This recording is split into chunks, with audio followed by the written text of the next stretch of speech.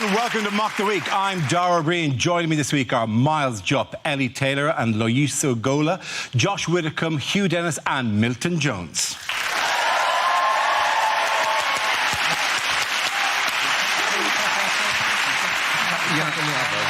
Every week there's kind of a little joke I do with the studio audience here where I say, oh, don't worry, you'll never be a camera pointed at you over the course of the show. When do we ever show the audience on Mock the Week? Only when we had Andy Murray and none of you are Andy Murray. Do you remember that joke from earlier on? Well, tonight, one of you is Andy Murray. Ladies and gentlemen, in the audience tonight, Wimbledon champion Andy Murray! And thank you both for joining. Congratulations.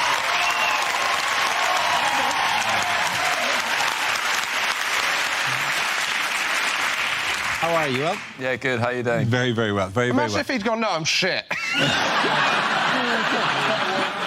Am I allowed to ask Andy a question? You are? Yes, I believe you are. You kept looking at notes between the... Were you slowly working your way through the Chilcott report? It's 2.6 million words! I've got to get through at some point! I got a question as well. This is a bizarre question. How many bananas do you eat during a game? Because they eat bananas, right? Yeah, they do. They do. Well, obviously, you're referring to me here. Well, yes. As an elite athlete, I often eat bananas and chocolate bars. And it's delicious. Sorry, yes. How many would you get to? Is that still a thing? Yeah, well, like one.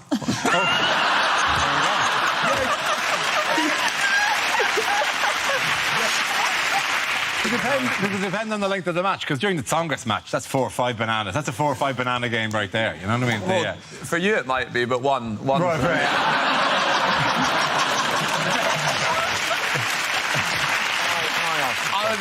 If we were talking about chips, that might hurt, but bananas sounds like, oh, I got me 5 a day. Hi, everyone. What is the most shocking thing you've done under the towel? When you threw the tennis racket into the crowd, it's a gamble, wasn't it? Did you try to see it? Did you overarm it? Because that would be even... No. Because I've got tickets to see the javelin at Rio 2016. I'm absolutely shitting myself. Now that we've done our informal press conference, we start with a round call. If this is the answer, what is the question? On the board are 6 categories. By the way, welcome all the way from South Africa, Loyiso. It's a pleasure to have you here, Loyiso. Thank you. Welcome. Which category would you like? Home news. Home news it is. The category is home news. The answer is 12 days. What is the question? How long is Andy Murray gonna party after he's won Wimbledon? We'd like to do himself. Not the correct answer to this situation. Is the question, if I say the phrase Miles Jupp and Dara Breen riding a camel naked, how long until that image leaves your mind? And I found out the hard way. Is it how long ago did Andy Murray put laxatives into Djokovic's breakfast? Harsh. But suspiciously true. Is it how long does it take John Chilcott to write a text message? So how long is the average journey from London to Brighton currently on Southern Rail?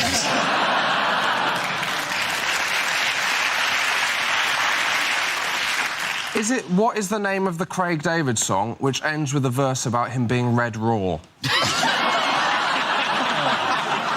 is an image I can't get out of my head now. Is it how long does it take to defrost Ivan Lendl? How much longer was my suitcase's holiday than mine? How much longer will the Labour Party last? Well, that's very ambitious for the Labour Party.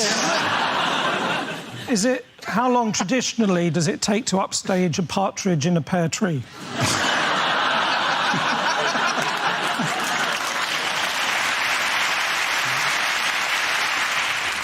And you know the answer on this one, 12 days, please. How long was the Tory leadership campaign? Fantastic, thank you very much. Thank you.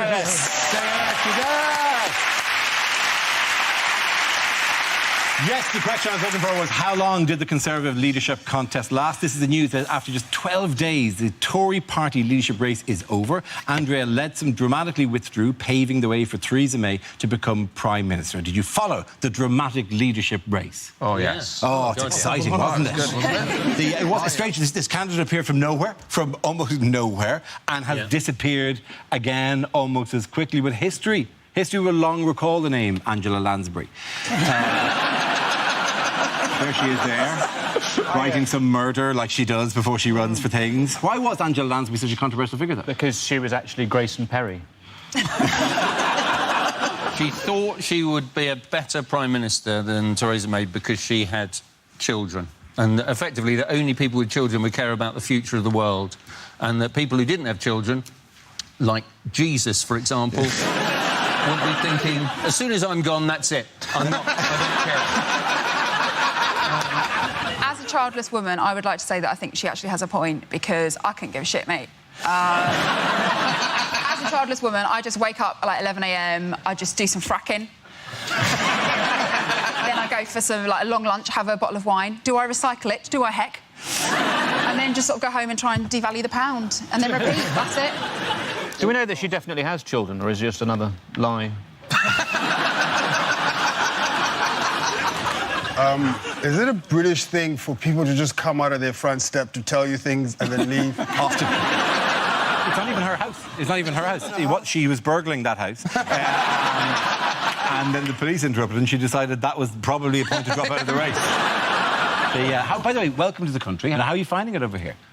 Nobody told me that you guys have foxes just running the streets. I didn't know. I saw a fox for the first time and I was alarmed. And everyone was casual about it. And because I was like, that is not a dog. I said, I'm from Africa. You guys assume we have animals walking around. I haven't seen a fox in 10 years. And the last time I saw a fox, it was at a zoo. And also you lied and you said it was summer. Welcome, my friend. Welcome.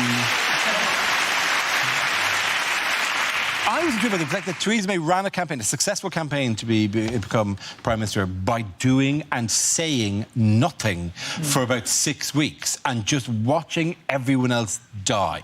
It was like the one that we've learned is how Theresa May plays Call of Duty, which is online. Theresa just finds a place to hide, holds up with the shotgun, lets the killing commence, pops out lurking, pam, pam, pam, gone, back in again. My big worry with Theresa May is that she might smile and it'll be winter forever. But the crazy thing about Theresa May is obviously that hardly anyone has voted for her. Like, I think it's 165 MPs have got her into power. Yeah. I think there are more members of the So Solid crew than have voted her into power.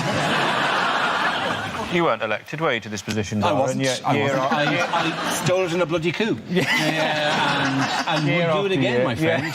People have disappeared from the show, Miles, and would again for raising those exact kind of questions. Well, I'm just saying. Where's Frankie now? Where's Russell now? Gone. You will be dragged through the streets, Dara. You will be dragged through the streets like Gaddafi. They were.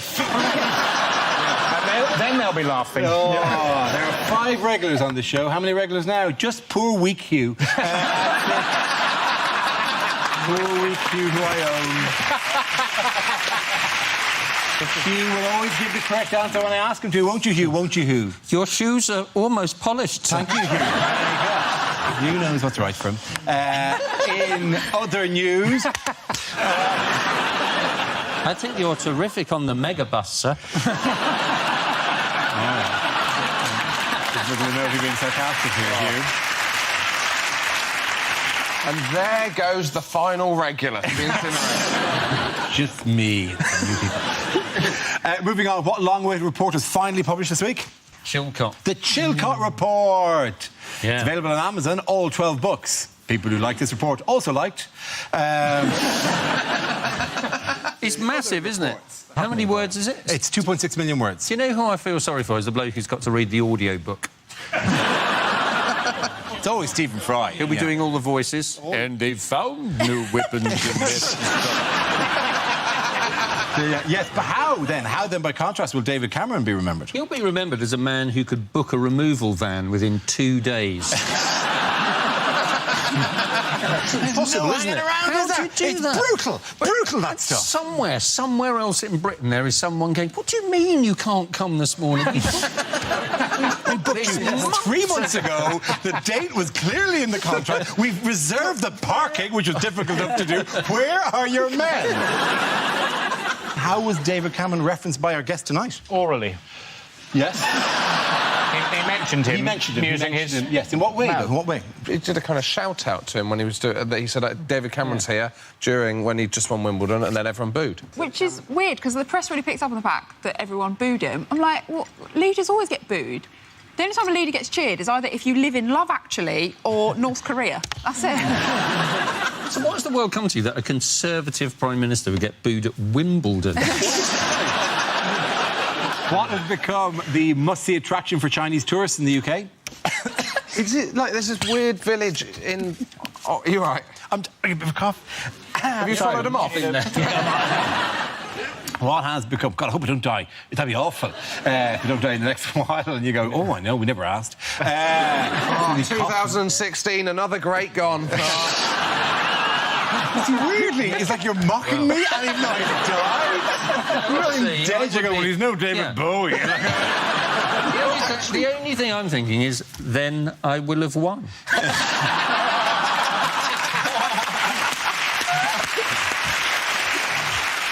Okay. Again, the point goes to Loyiso, Ellie and Mara. Now we play a round called Netflix and Chilcot. This game involves Loyiso and Milton. So if you could make your way to the performance area, please. This round is a stand-up challenge. I launch the wheel of news, and wherever it chooses to stop, one of our performers must step forward and talk about that subject. OK, here we go. Let's have the first topic, please. The first subject is politics. Who shall come in on politics? Loyiso. So you guys are all worried about your prime ministers and that kind of stuff. I'd say calm down. Because I'm from South Africa, and the guy who's the head of state now was facing 763 charges before he became the president. That's a lot of crime. You have to break the law every day for 2 years. Because you guys are, I mean, we had a great president, our first democratically elected president, President Nelson Mandela. And I had the opportunity to meet Nelson Mandela. He came up to me. I was a young lad. I think I was about 12 and stuff. And he came up to me and said, young man, would you like me to tell you a joke? I said, yeah, go ahead. It's your country. Knock, knock. I said, who's there? Who else speaks like this? Thank you. Thank you very much, Loyiso. That leaves us with Milton. Let's see what you've been got. Let's spin the wheel. And it's jobs. Milton. Have you noticed that if you Google the phrase lost medieval servant boy, it says this page cannot be found?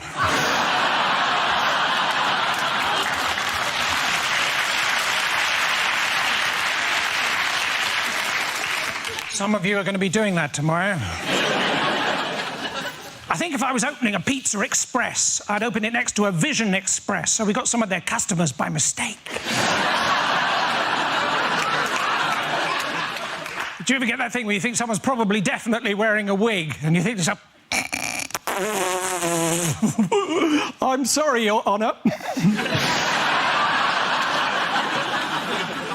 I'm a bit of a lazy writer, according to my children, QWERTY and F12.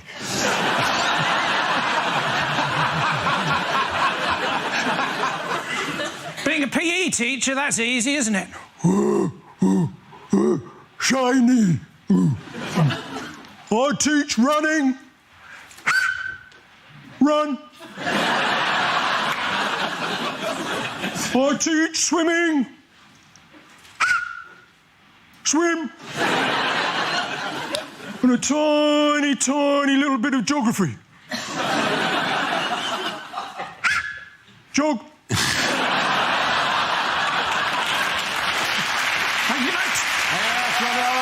Tony Stagler and Evan Jones. Come back, both of you. Our next round is called Picture of the Week. I show the panel a topical image and ask them to tell me what's happening. So, what's going on here?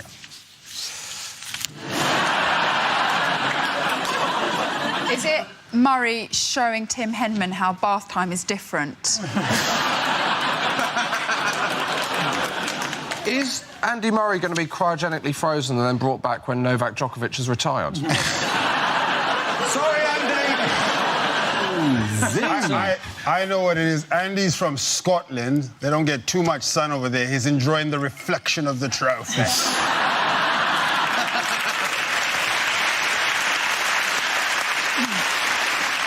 I'm assuming that's the picture he's put on eBay.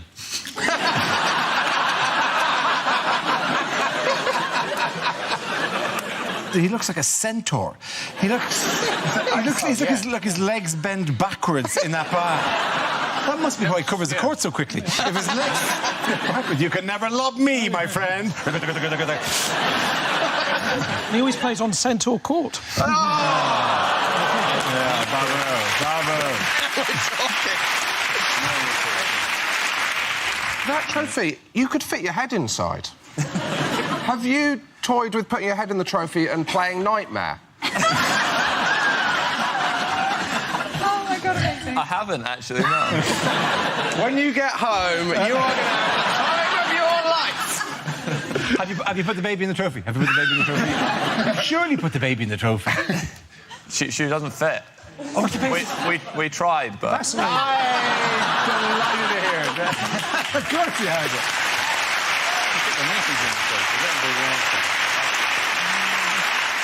I have a difficult... Congratulations, by the way, Mr. That's what you say before you dig into someone. I have difficulty appreciating tennis because every point and every set and everything you do in tennis is in silence and absolute concentration. Right? Do you know how many goals Jamie Vardy would score if people just shut up before he kicked the ball? No? Yes? No? I feel you've not been watching Andy, who has a distinctive monologue running. This is not a man who hides his emotions. This is going so badly. What he does is he invites people... But now it seems to have turned. Yes, it's turned. Now it's gone badly again. It's turned again. I've lost that point. Jesus, it must be exhausting, Big Andy. There's people in your box that you've invited, and then you just shout at them. Do you know what, mate? Unlucky, but you're about to get a taste of your own medicine. You Scottish... No, I'm not... I'd love you to come on. Why are you doing this to me? Why did you make me do this, Mum? Sorry, that wasn't about you. That was just my own problem. Why is there a pineapple on top of the trophy? Is it a pineapple? Is it a pineapple on top of the trophy? Yeah, it's a pineapple, yeah. Is it because you meant to fill it with lilt? Try that tonight, after the baby. Do that. We keep presuming that they just give you this thing. Presumably the thing is now back in a safe somewhere. Do you get to have it for any period of time? That was the last time I saw it, actually. Yeah. Where the hell is it? You get like a... Did you turn away and then come back and what? The trophy's gone? Because this may not be the place to tell them. We've told you the trophy has got a no nudity rule. We are taking that away from you. This trophy has not seen a penis in 127 years. Not now. They took the trophy away. Did they give you a replica of it? Yeah, a small one, yeah. Can you fit your head in that one? What can you fit in that one?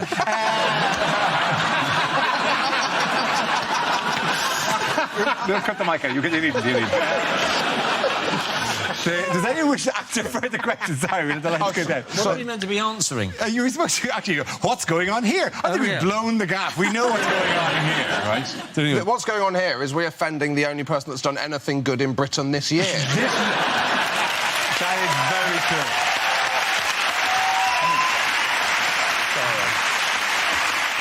Yes, this is a picture of Andy Murray after winning his second Wimbledon title, making the first British man to win multiple Wimbledon singles titles since Fred Perry in 1935. Did you watch the match? Of course I watched it. He's here. Yeah. By the way, how many towels did you steal this year? How many towels did you like? Because there was a thing. Yeah. About people... like one a match, I steal, yeah. Yeah, that's fair enough, isn't it? You know, because it's weird. It's like people came to all the players and said, the very, you know, apparently the towels are going missing. And every player, yourself, actually, it was Serena. I've forgotten who the other players were. All went. Yeah, we steal the towel. We steal the towel. That's what we do. Like, what are you going to do? Give me back the towel? Like, they don't come in and go, yeah, I'll give you the towel back.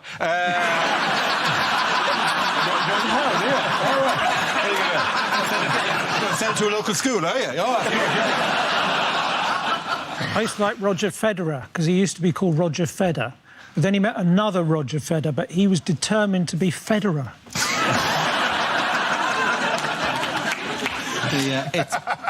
That's a good joke, man.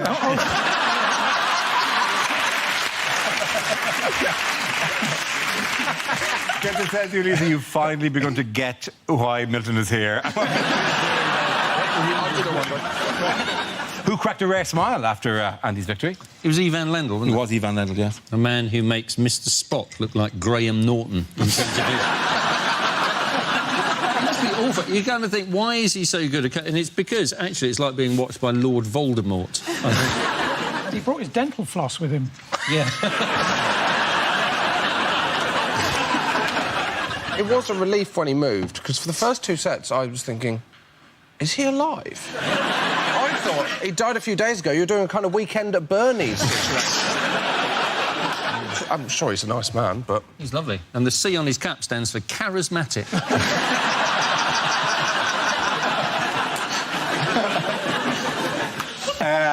How did the other Brits do at Wimbledon? Great. Sue Barker kept her job. She did.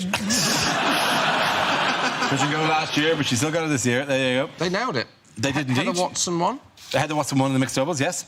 Gordon Reid in the men's wheelchair singles, Gordon Reid and Alfie Hewitt for the men's wheelchair doubles, Jordan Wiley for the women's wheelchair doubles, and Greg Rosetsky in the invitation men's doubles. I don't know why that would include in that one. Greg Rosetsky?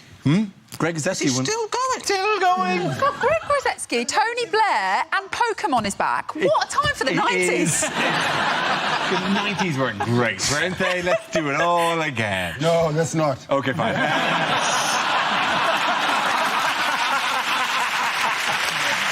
At the end of that round, the points go to Joshua Milton. Now we come to scenes we'd like to see, so if everyone can make their way over to the performance area. I'll read out this week's topics, then we'll see what our panellists can come up with. OK, here we go. The first subject is unlikely things for a sports commentator to say. And there you have it. Andy Murray has won his second Wimbledon. Thank you for watching. I'm Tim Henman. This is the worst day of my life.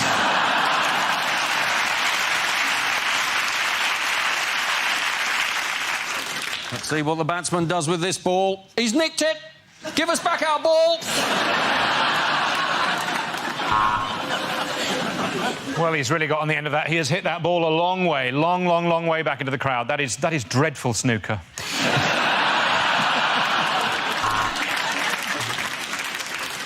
Rooney to Vardy. Back to Rooney.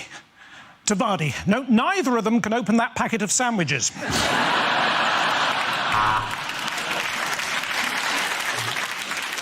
And the results for the Russian doping test have come out. I must say, those are some good drugs.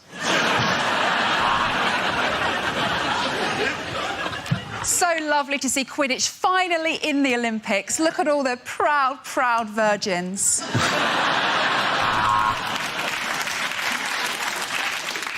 Eugenie Bouchard hits the backhand. That is a fantastic shot. Well done, the cameraman. Low angle, perfect view of her knickers.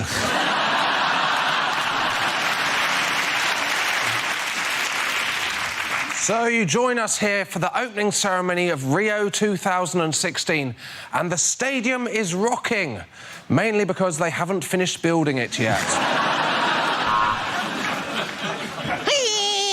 Yes, this Grand Prix has been cancelled, but I've managed to catch a wasp under this paper cup.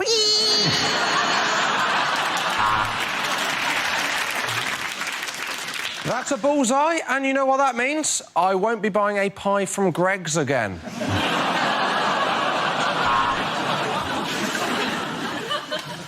McIlroy takes out the driver. Uber aren't going to be happy about that.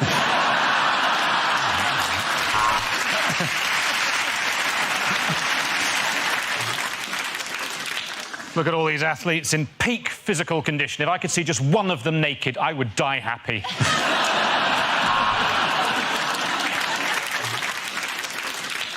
And with 1 lap to go, the pacemaker drops out. Where the fuck is my pacemaker?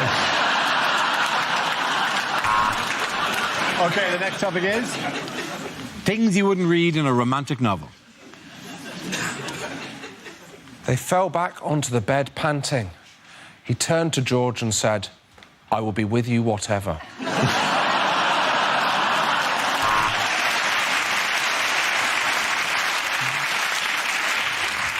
Goodness, said Elizabeth Bennet, returning to the drawing room. I'd leave that for 5.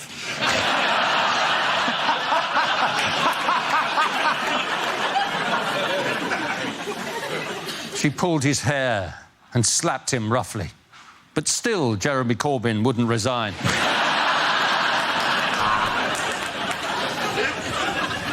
He opened an eye. She thought she might love him. He opened another eye. She thought she did love him. He opened another eye. She was put right off. She looked into his eyes and said, "This is not going to work out. I'm from a wealthy family, and you're a donkey."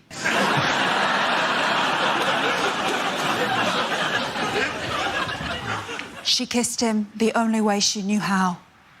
On his penis, right on his penis.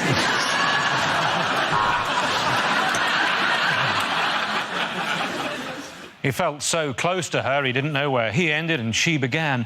Being a human centipede was the worst.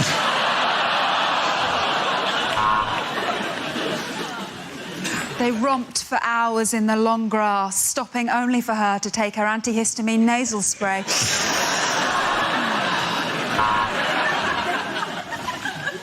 You. I love you, said Mellors, the gardener. Oak and beech are fine, but my favourite tree is you.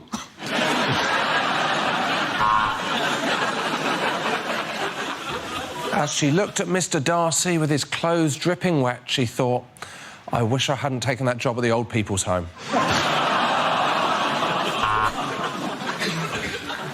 What do I love about you? Your eyes, your hair, your Irish passport.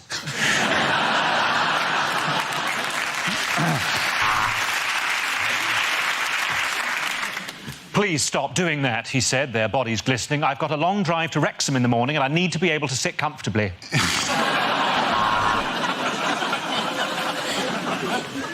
Eyes. You are all eyes, Miss Mississippi.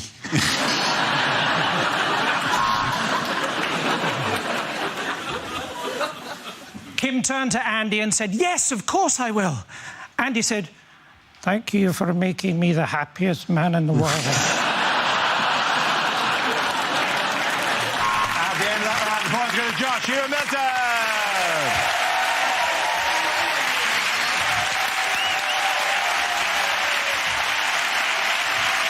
And that's the end of the show. Our thanks to Miles Jupp, Eddie Taylor and Loyiso Gola. Thanks as well to Milton Jones, Hugh Dennis and Joshua Whitcomb. But the winner of the very important, really impressive, and we're really proud of this, winner of the Mock the Week. This is one of the most special trophies currently existing, and it's the Mock the Week episode 155 winner. And there can be only one winner of this trophy, and it is, of course, Andy Murray, ladies and gentlemen. The man's there, a proper trophy. How will I've got to, you know, I'm going to bring it to you, Andy. I'm going to bring it to you, Andy. I'm going to bring you this trophy. I'm going to get this trophy to you, Andy. How am I going to get up there? No, I've got to get up there. I've got in the full tennis style, yes. Oh, here, hang on, seriously. Oh, this is the way they do it. They love doing this shit. You can't stop them. Wait. Oh, God, that almost broke. That chair's breaking. Hang on, we'll wait. Lovely. Oh, sorry, hang on. Right. Oh, there. Thank you. You're very kind. No. Lovely. OK, over up here. No. Hang on. Lovely. I've gone too far. You're there. You're there. You're there. Sorry. Excuse me. Sorry. Ladies and gentlemen, the trophy was Andy Murray!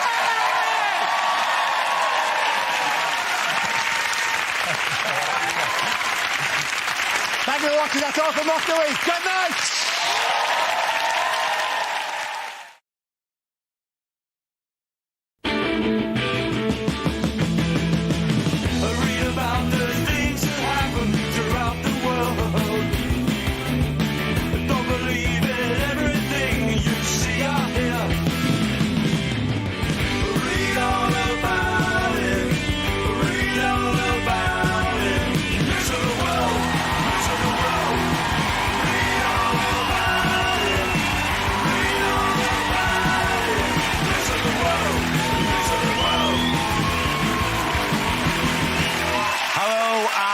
welcome to Mock the Week. I'm Dara Breen. Joining me this week are John Robbins, Holly Walsh and Rob Beckett, Ed Byrne, Hugh Dennis and James Acaster.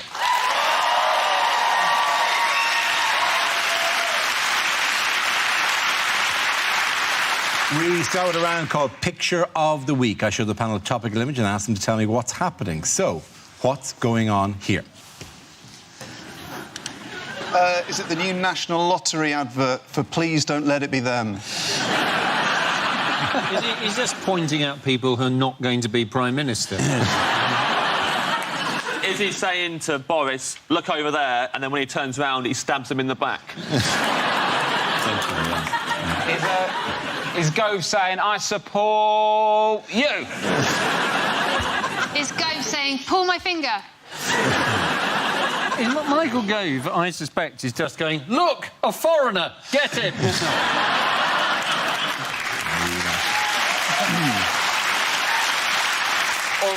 Or possibly, look, an expert, get out. I think they're playing a game we used to play at school called Point at the Prick.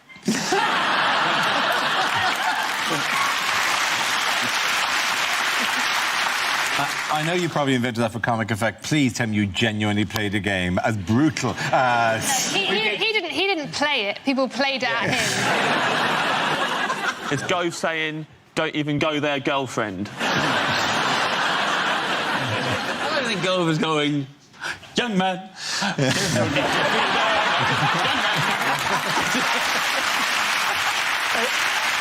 OK, let you know what the actual answer is. It's Michael Gove and Boris Johnson. Yes, it is. Thank you very much, Hugh. Of course, this is a recent picture of Michael Gove and Boris Johnson. This week, Gove is accused of betraying his former ally Johnson by entering the Conservative leadership race himself. As a result, Johnson announced that he would not be running. Now, at the time of recording, Gove is one of the 3 remaining Tory politicians running to become leader of the party and Prime Minister, since Liam Fox is eliminated and Stephen Crapp has pulled out of the race. People are comparing the sort of political machinations and backstabbing and double-crossing to an episode of Game of Thrones, which is silly, because Game of Thrones, the average episode doesn't contain nearly as many tits.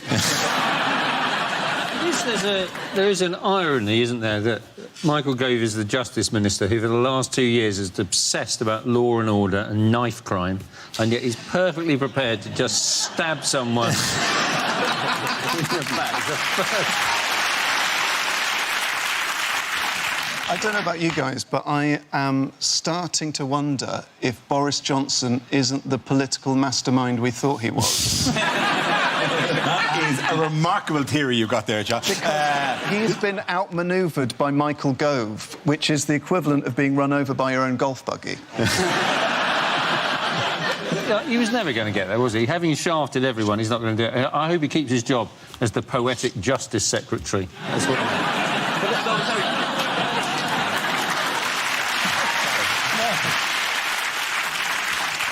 I'm just glad Stephen Crabb isn't in anymore, because I was really worried about that. I didn't want Stephen Crabb to become the next Prime Minister, because he has ties to a Cure the Gays Christian group. Yeah. That he accepted interns from and used to intern for, a group that feels you can be cured of being gay. So that's a bit dodgy. Yeah. Secondly, he grew up on the benefits that his party is currently trying to cap or scrap. Right. But thirdly, and this is most importantly, if he becomes Prime Minister, the Prime Minister of the UK will be younger than me. And that is it. It's all well, you're all fine. You're fine. You don't have to worry. You don't have to worry. But you face this 20 years from now, you'll be sitting right where I am thinking we're going to breeze through this programme and go on to something better. But eventually, no.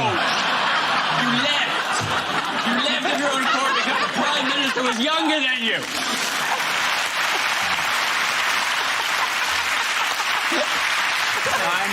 I'm not entirely sure if you're applauding the political point made by Ed or his thwarted ambition. I'm not sure which of them has tugged at your heartstrings more. How they've tried to sort of undermine Gove. The knives have come out for him, and Ben Wallace said of him, he has an emotional need to gossip, particularly when drink is taken, as it also often seemed to be.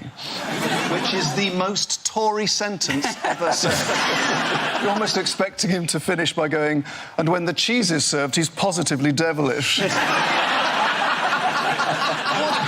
What he means is he's a laugh when he's drunk. I could get on board with that. Just Gove at the dispatch box going, Sally, who else is a dick?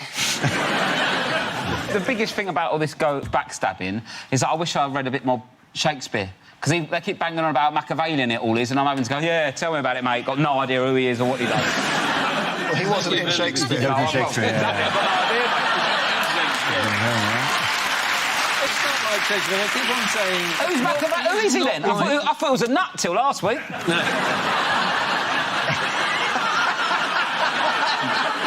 Positively macadamian. How macadamian of you to have done this. I mean, I'm the kind of guy that does the research on the show. Who's the Machiavellian fellow? He was an Italian sort of philosopher who used very ruthless tactics to achieve power. He wrote a book called The Prince. Happy? Yeah, What you've there. done? I thought he just pissed off a king in something. Is not Shakespearean. They keep on saying it's Shakespearean, but in Shakespeare, everybody kills everyone else. And that didn't happen here, did it? Julius Caesar didn't get up the next day and write a column for the Daily Telegraph.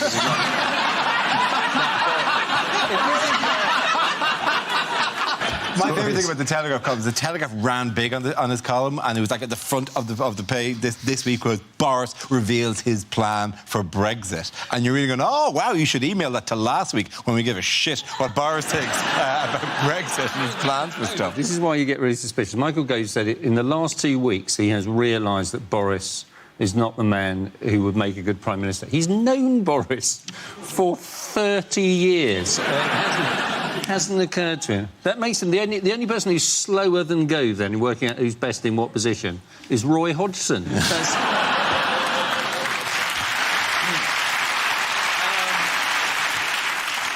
you think that the people of Uxbridge and Ruislip are happy that at least Boris might do some constituency work now? Because he's like their MP. Yeah. He has spread himself quite thin. There was one point there where for a whole year Boris Johnson was Mayor of London, the MP for Ruislip, an author and a newspaper columnist all at the same time. See, it's not foreigners taking your jobs, it's Boris Johnson.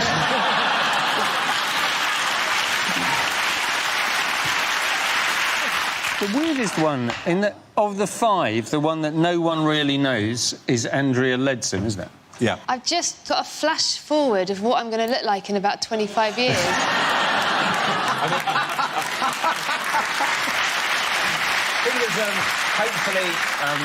Hopefully you won't get a hairy chest. Fingers crossed.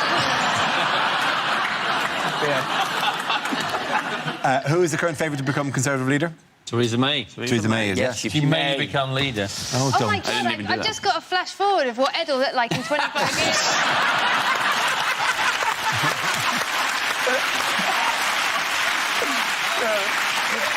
And you know what, Ed? You'll still be on Mock the Week.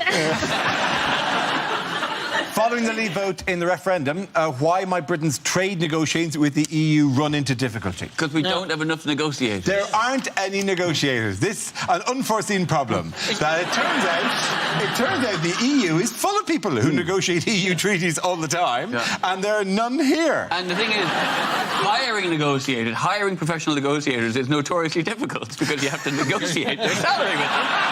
And they can take ages. They know how badly we need the negotiators. And as negotiators, they know how much they can leverage that. Yeah. They just walk in and go, I was reading a very interesting story about how much you need negotiators. Spin it across the table.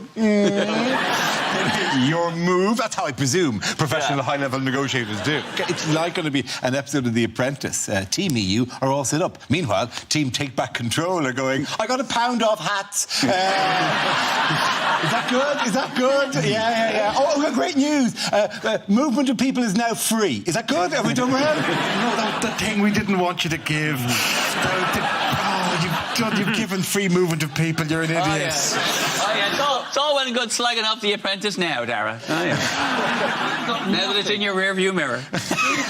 We've literally got nothing to negotiate with, have we? Because we've already negotiated. We went and we said, if you don't give us what we want, we're going to leave. And then we left. And now we're saying, so we've left, what are you going to give us?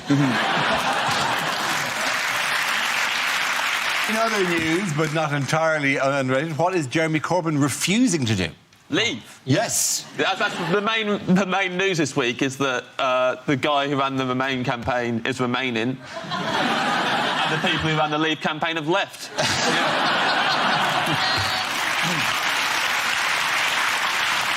At the end of that round, the points go to Ed, Hugh and James.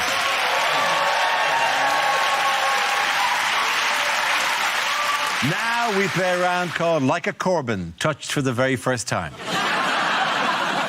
This game involves John and James, so if you could make your way over to the performance area, please. This round is a stand-up challenge. I launched a wheel of news, and whoever it chooses to stop, wins our performance, must step forward and talk about that subject. OK, here we go. Let's spin the wheel. The first subject is health. Who wants to come in on that? John. I went to get some test results from my GP the other day, and she sat me down and she said, "I'm very sorry to tell you, Mr. Robbins, but you've got gout." And I was absolutely stunned. She said, "You seem surprised to hear you've got gout." I said, "Yes, I am, because I'm not from the 17th century." She said, "The first thing you need to avoid, Mr. Robbins, is alcohol." Now, it's gutting, because what do you replace alcohol with? I am not a doob monger. Nor do I ride the Chinese highway. By which I mean I don't take drugs. I think mainly because I don't have the vocabulary to oversee a transaction. So she says, "The second thing you need to avoid, Mr. Robbins, is cheese." And I said, out loud, to a respectable GP in her late 60s, "What the fuck, mate?" Then she gets this serious look on her face, and she says, "The third thing you need to avoid, Mr. Robbins, and this is very important, is offal." Well, I tell you what, if I didn't damn near spit that pig's ear clean out of my mouth. Turns out gout is actually a very serious condition, and after a lot of soul-searching, I've decided to cut offal entirely out of my diet. I'm not going to make you imagine what that's like. It's my cross, and I'll bear it. And I'll tell you how I bear it. Pissed and covered in cheese. Well done. Thank you very much.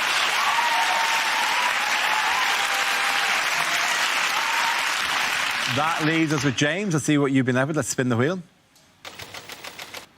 The topic is moving house. I moved house recently. Luckily, that's good, isn't it? It's fortunate. Touch and go for a second there, and that came up, and I was like, ka-ching! Jackpot! I did move house recently. Tad too drafty for my liking, my new house. Had to order a draft excluder by post. Best way to buy a draft excluder is by post, because when they deliver it, they post it through the door, it drops through the letterbox onto the floor. Already it's paying for its own postage. Moved to West London. I used to live in South West London. Different times, I was a different person. Used to be in a gang. Big time in a gang. SW6 gang is our name. It's the area of London we're from, is our name. And it's what we'd shout at other gangs we didn't like much. Like if I saw the SW5 gang, for example, we'd shout at them, SW6! That's clever. I remember once, back in the day, we're out and about, SW6 crew, taking no shit.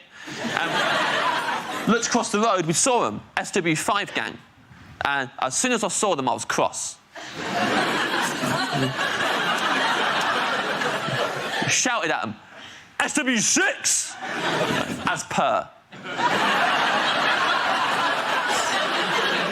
And shouted back at us, SW5! Which we expected, but it still made us angry. SW6 back at them, SW5 back at us, back and forth for ages. Until eventually, I got so overstimulated that I shouted out my entire postcode. In full, and that is why I had to move house. Well done. Point there for James Acaster.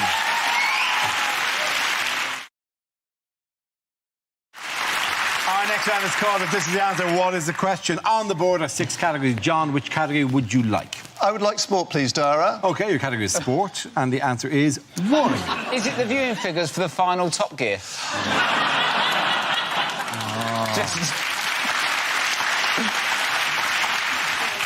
How many of the 3 wise men got invited back to Jesus' second birthday party?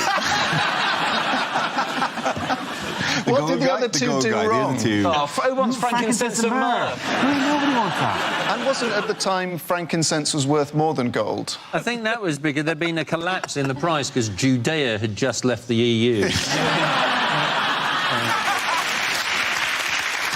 What is the optimum number of directions for a boy band? Is it in my annual stock take? What number do I write on my left testicle? Is it, to the Daily Mail, how many immigrants constitute a swarm? Is it how many packets of biscuits would you need to cater Michael Gove's funeral? Oh, that's cold. Is it how many Fast and the Furious films would have been enough?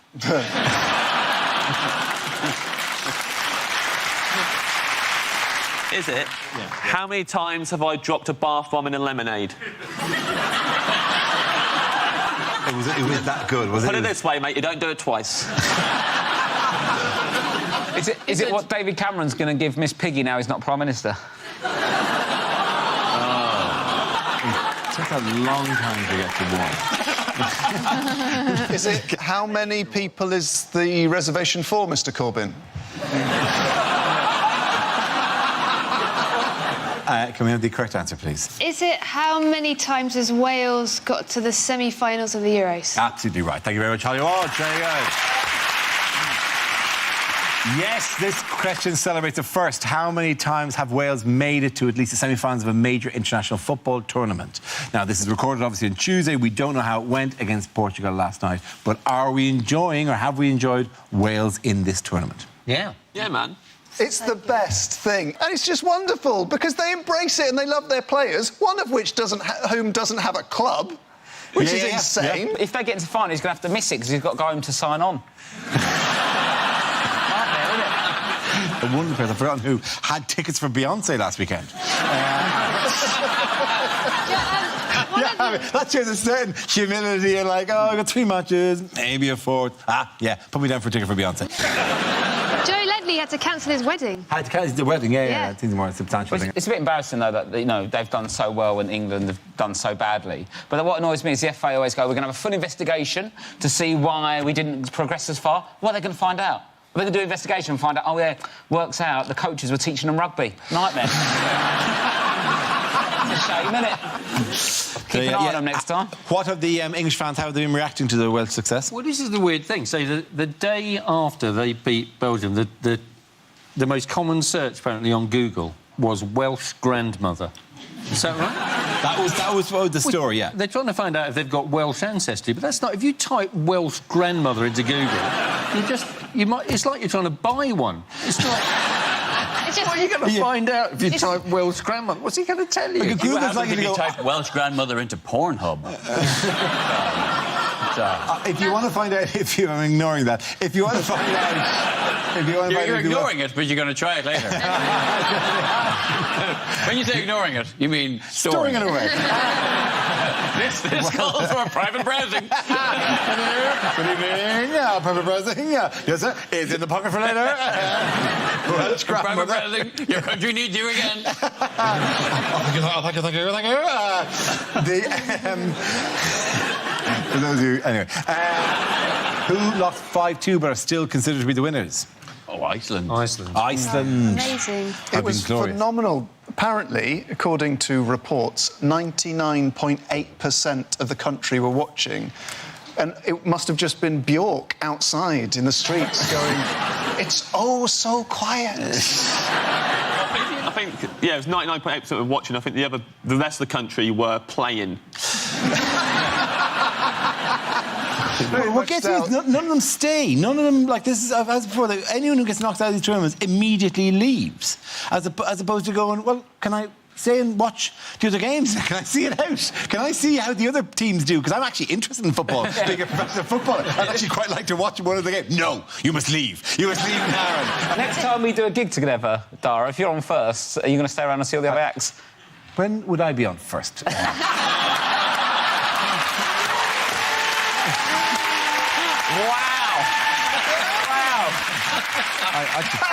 I didn't mean that as a joke. I genuinely... Meanwhile, what's going on here? It's just Nigel Farage hailing a cab. That is Nigel Farage attempting to get out of a car via the window. Still the most sensible exit he's ever negotiated. That's the first time a cab driver's ever turned round and gone, actually, mate, I find what you're saying a bit offensive. What's very creepy about this is that if you look in the reflection of the car back there, you can see there's a bald man, and then if you look in the front of the car, he's there as well. It's a bit suspicious that he's resigned at the same time as Cameron and Johnson. And Chris Evans. Yeah, do you think they're going to be presenting Top Gear? Yeah.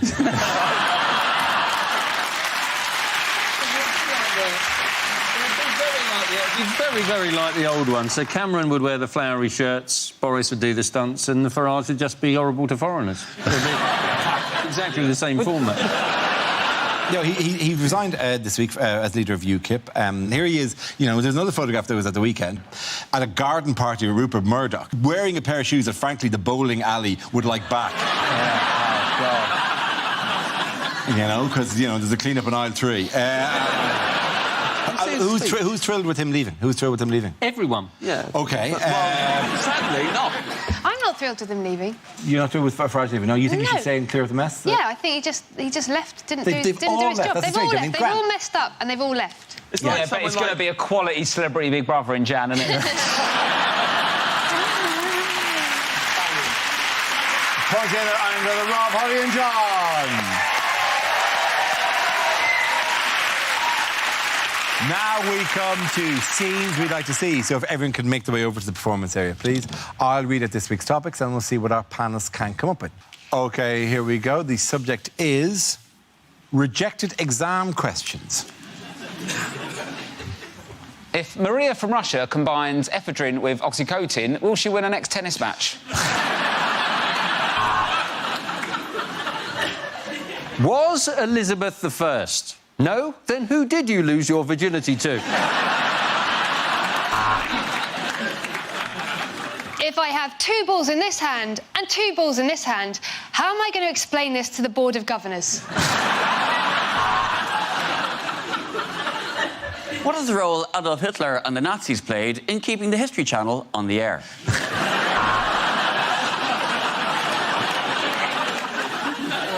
If it takes John's girlfriend 14 minutes to walk to the train station, then why are we still getting ready? Which of the following is a quote by Winston Churchill? A, we will fight them on the beaches. B, goddamn, I love these peaches. C...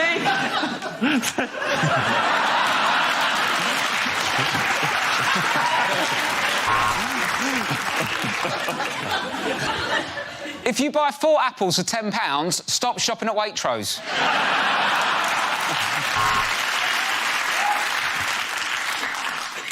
If the borrowers never returned anything they borrowed, why were they called the borrowers and not the thieving little bastards? History. Who were the Liberal Democrats? Welcome to the telekinesis exam. You may now turn your page over with your mind. British citizenship test. Question 1. Who is the leader of the Conservative Party? And now? How about now?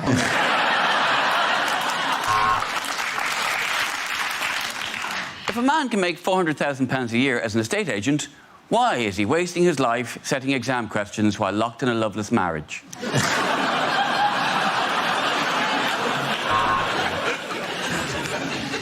In less than 200 words, please describe your plan for Brexit. Please, anything will do. Literally anything.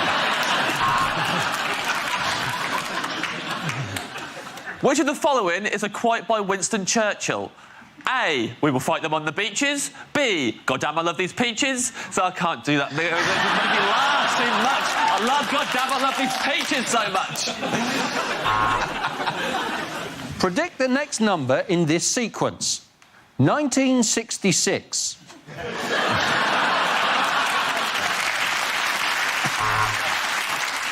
Question 1066. When was the Battle of Hastings?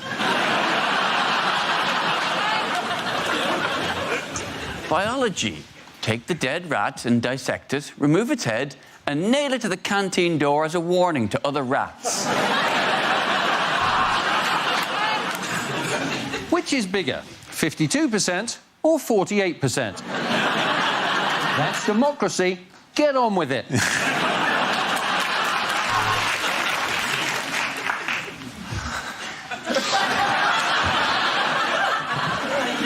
Which of the following is a famous fucking...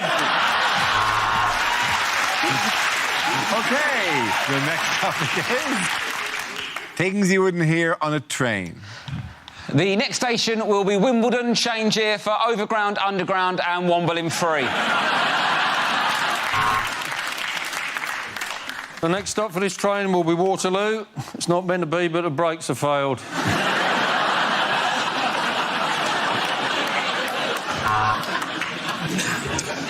Yeah, I just want to tell you I'm on the train. No, just everyone else is doing it. Thought I'd join in.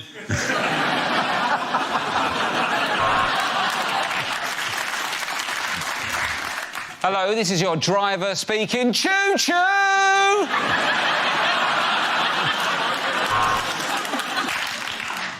Now an announcement for the people who insist on sitting the way the train is moving because sitting backwards feels weird. You're weird.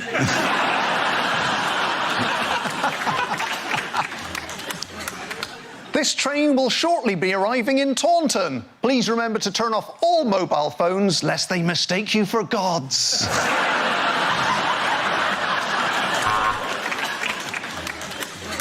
This is an announcement for all passengers. Piss off, a lot of you. This is Crossrail.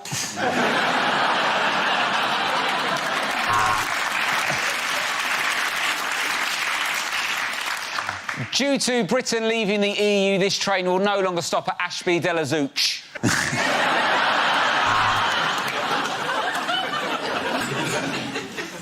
Bing bong! Could the owner of a missing xylophone please make their way to the guard's carriage? This is an announcement for the passengers who are complaining that this service is late. Can I just point out that as this is Southern Rail, you're lucky to be on a fucking train at all. Bing bong. This is the bullet train service to Tuck it. Oh, we're here. Everyone off. Would the driver please contact the guard? We're doing 120. You don't seem to be in the cab, mate.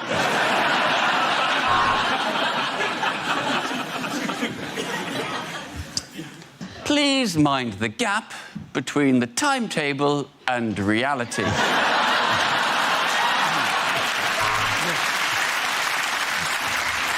There is a quiet carriage on this train for those shocked into silence by the price of the ticket.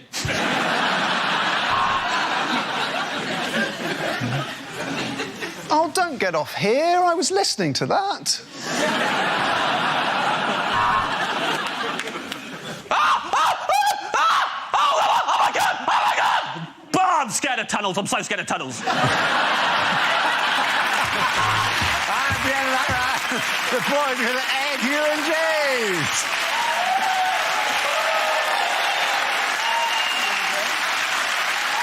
That's the end of the show. This week's winners are James A. Carter, Hugh Dennis and Ed Byrne. Commiserations to John Robbins, Holly Walsh and Rob Beckett. Thanks for watching. I'm Dara Breen. Good night.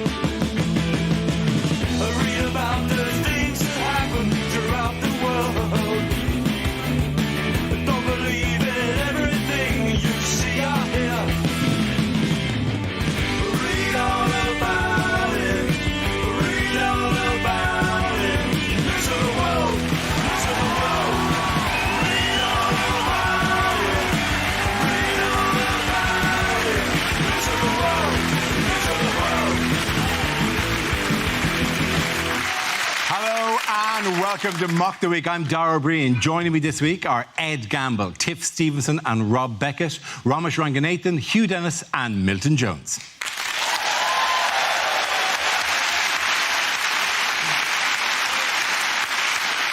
We start with a round called Picture of the Week. I show the panel a topical image and ask them to tell me what's happening. So what is going on here?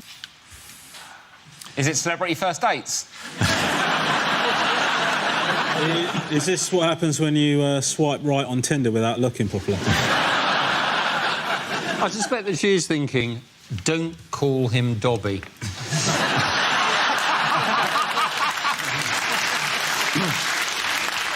Is he saying, listen, gorgeous, hey, gorgeous.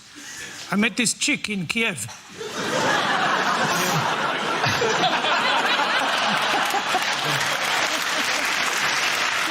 This was actually taken at Euro 2016, and just after the photo, she hit him with a chair. Remember that, guys, 2 months ago, the old fight? Topical comedy. They're both thinking, OK, last night was a mistake.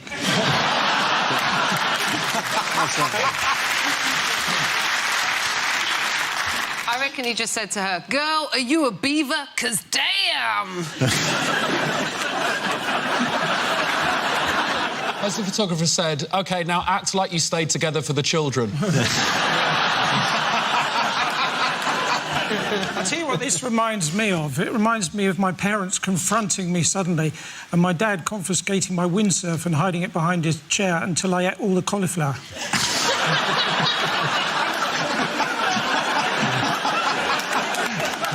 It's difficult to know what length to do your tie, isn't it? Because I imagine standing up, that's OK. Sitting down, that's a proper ball tickler, that one, isn't it?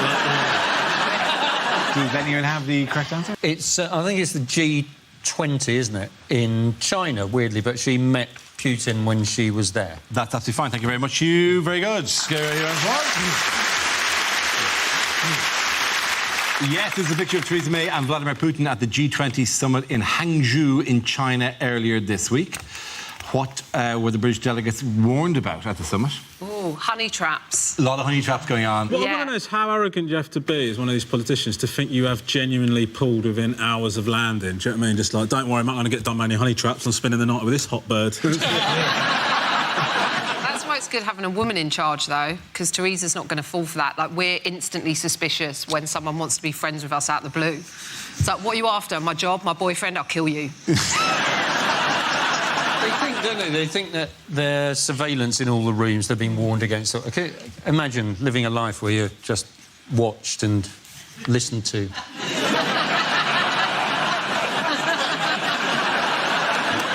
It's so obvious, though, isn't it? Like, this has happened in every Bond film. I don't know how they're falling for it.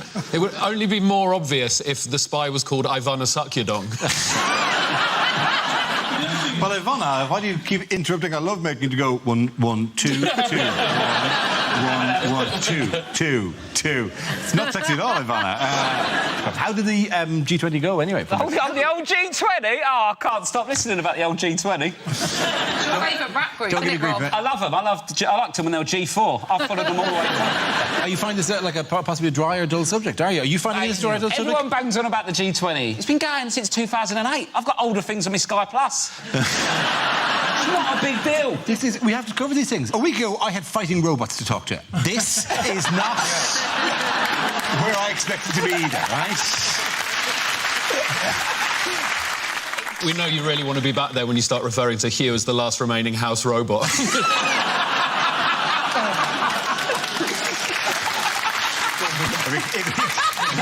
If one of you flips him midway through the show and Hugh is left immobilised, unable to correct himself, queering furiously. Throw him in the pit!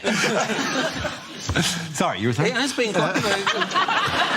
Sorry, Sir Kill-A-Lot. Yeah. What were you saying? The G20's been quite difficult for Theresa May, hasn't it? Because it's her first sort of outing on the international stage, and she's had lots of awkward conversations, not least with the Chinese president, because she has to keep resisting saying 27 golds. How many did you do that? Yes, the Chinese president whose name is? Xi Jinping? Xi Jinping. Very good. Yes, Xi Jinping. Apparently his father made the mistake of christening him in the same room as a microwave.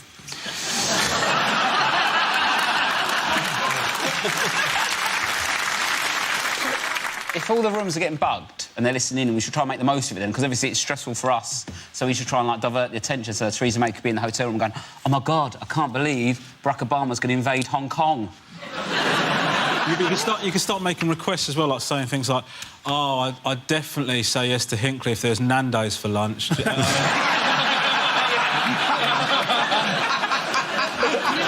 Apparently the Chinese are desperate not to look as if they're spying, which is why it's now called Beijing instead of Peking.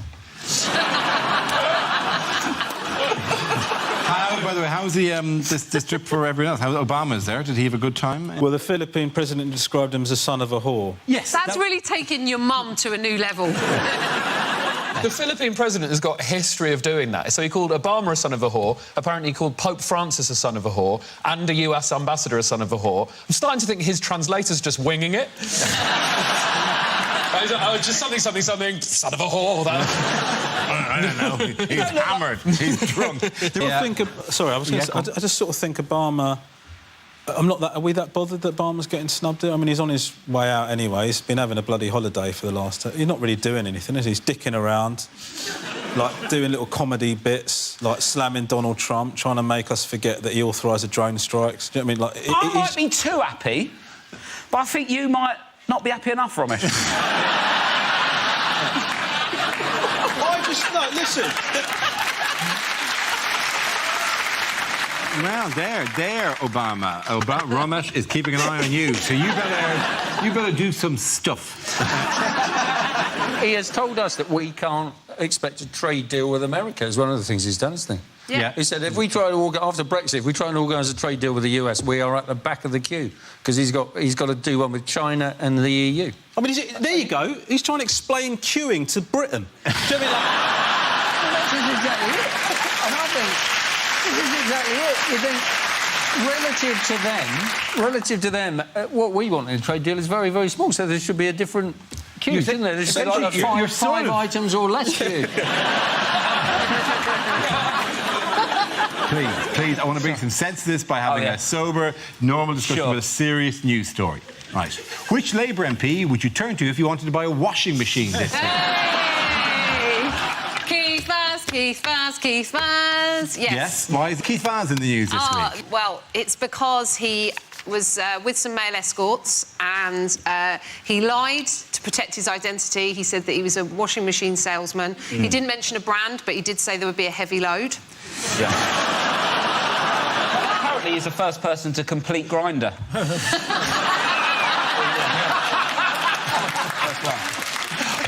I didn't know it was like Pokemon Go. Yeah. That you go, look, there's a gay man there. He's there. I'll collect them all. Fling me Pokeballs at the gay man. I need more Pokeballs and find some more Pokeballs. It's a tricky one, isn't it? Because he's used these two male prostitutes, and yet he was the chairman of the Commons Home Affairs Select Committee, wasn't he, which was looking at prostitution changes. So he's either this hypocrisy and a terrible thing has happened, or he's one of the few MPs who actually knows what the hell he's talking about. I do actually. I feel sorry for him because he is somebody that's actually gone out of his way. He's obviously a heterosexual man, married with kids, and he's, despite that, for the purposes of research, he has gone and slept with male prostitutes in order to demonstrate his commitment to finding out exactly what it's all about. And also, people ignoring how difficult it is to have sex full stop when your name is Keith. I mean, it's almost impossible. He's got method. Is that Daniel Day-Lewis?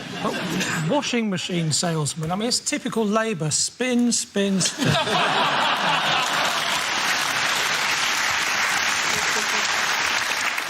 It was Romanians, wasn't it, the sex workers? Eastern European Americans. I mean, this story gets better and better because he is one of the people that went to the airport to welcome the Romanian immigrants arriving in this country a while ago, and that seemed nice at the time. But now feels like the most sinister thing I've ever heard. Welcome to our country. In his calendar, he had that written down as pick of the crop.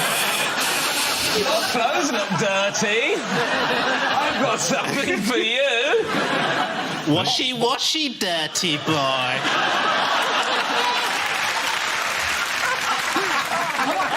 I like one of them said that they hadn't tried poppers, and then he tried to sell poppers instead of just going, oh, it's 5 seconds of ooh, followed by an hour and a half of ah. Don't you have to pick it all up? Yes. Yeah, it's very messy. I'm sorry. This is what game man. I have to wonder what it's like. This house is a mess! Are you secretly gay? There's small strands of confetti everywhere! Have you been in here with your gay friends, John? Be honest with me! OK. Yes, you'd like me to end the round. You'd like me to end the round. But it feels we're really getting some deep truths about politics in this country. Yeah, mate. OK, at the end of that round, the points go to Romesh and Milton!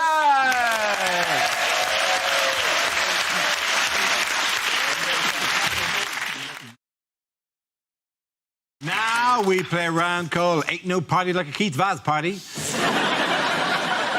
This game involves Ed and Milton, so if you could make your way to the performance area, please. This round is a stand-up challenge. I launch the wheel of news, and wherever it chooses to stop, one of our performers must step forward and talk about that subject. OK, here we go. Let's spin the wheel. And the first subject is health. Ed Campbell. So, in the last 3 years, I've lost 6 stone in weight. Cheers. No, too late. A lot of audiences like to clap, they like to whoop, they like to cheer. You guys just went with staring, and that is absolutely fine. That's all right, that's fine. I think I might have made a mistake as well, because I'm not as happy now. I thought health would equal happiness. Turns out the happiest moments of my life were just me, sat on the sofa, in my pants, laughing through a mouthful of cake. I'm a more worried person now. I think, am I eating the right thing? Am I exercising enough? I went for a run the other day. I accidentally swallowed a fly. I had to Google how many calories is a fly. 6 per serving, if you're wondering.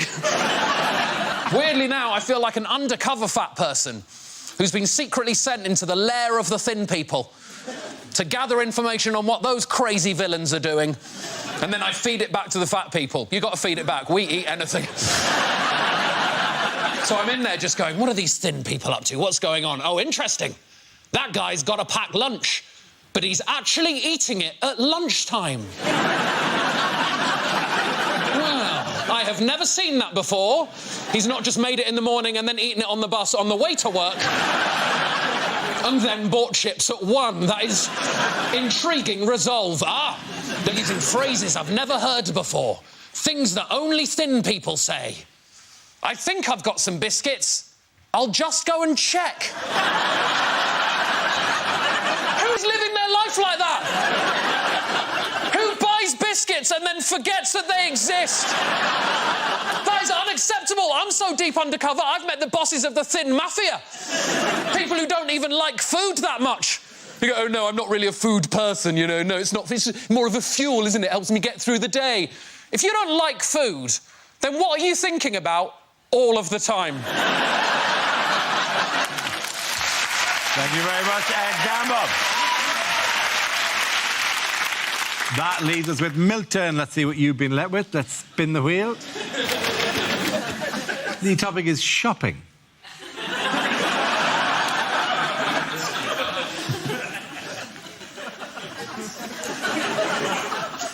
Tricky, isn't it, when you go to buy a toaster? And at the end, the shop assistant says, well, what about insurance? And you don't want to, but you end up taking a hostage. Recently, I bought the autobiography of Francesco Cello, the man who invented sellotape.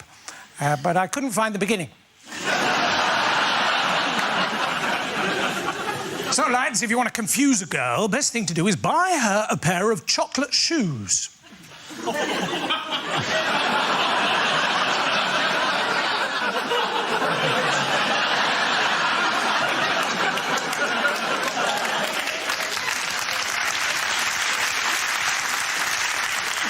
So I took my cases and my clothes to Tesco, because they say they help you pack your bags.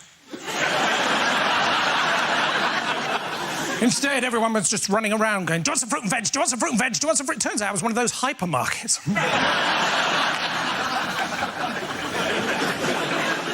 What else can I tell you about myself? I own a small zoo. And a pirate ship, although not at the same time. I didn't buy that much Lego. I mean, we think of pirates as being all smiley. It turns out they're actually all Somali.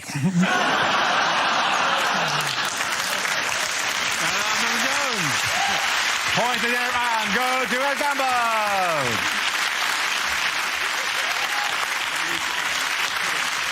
Our next round is called If This Is the Answer, What Is the Question? On the board of 6 categories. Ramesh, which category would you like? Sport, please. OK, the category is sport. The answer is 264. What is the question? Is it the number of back-to-school photos of our kids my wife posted up this morning? Each one more delightful than the last. I'm just like, the second one ain't even that good looking. Do you know what I mean? Just keep him secret for the good of the family name. Do you know what I mean? Yeah, because you're really trailblazing in that department. Listen, mate, that's not problem. The poor bastard looks like me. Do you know what I mean? That's what I've said to my wife. Should we have another one? I'm going, if we have a girl, the risk, I'm not willing to spin the wheel. I'm not willing to do that. Girl that looks like an Asian Rolf Harris, absolutely not, mate.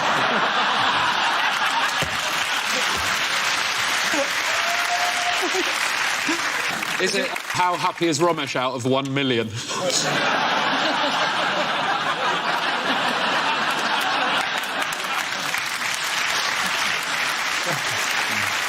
Is it what would be a rather worrying nickname for the parents of your new girlfriend to give you?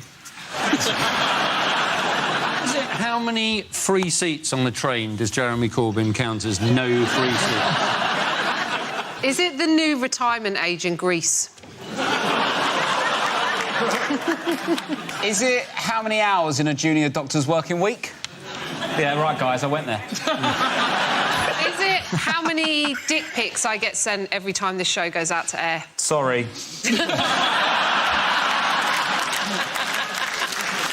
Is it the number of voters in the referendum that actually fully understood the ramifications of what they were voting for?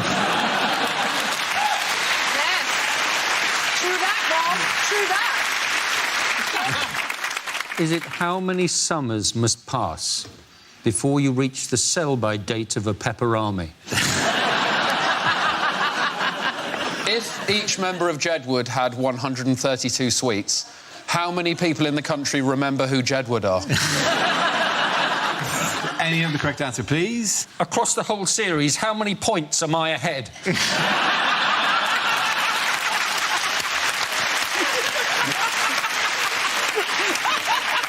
Because I think you'll find it here. Then you have the actual correct answer.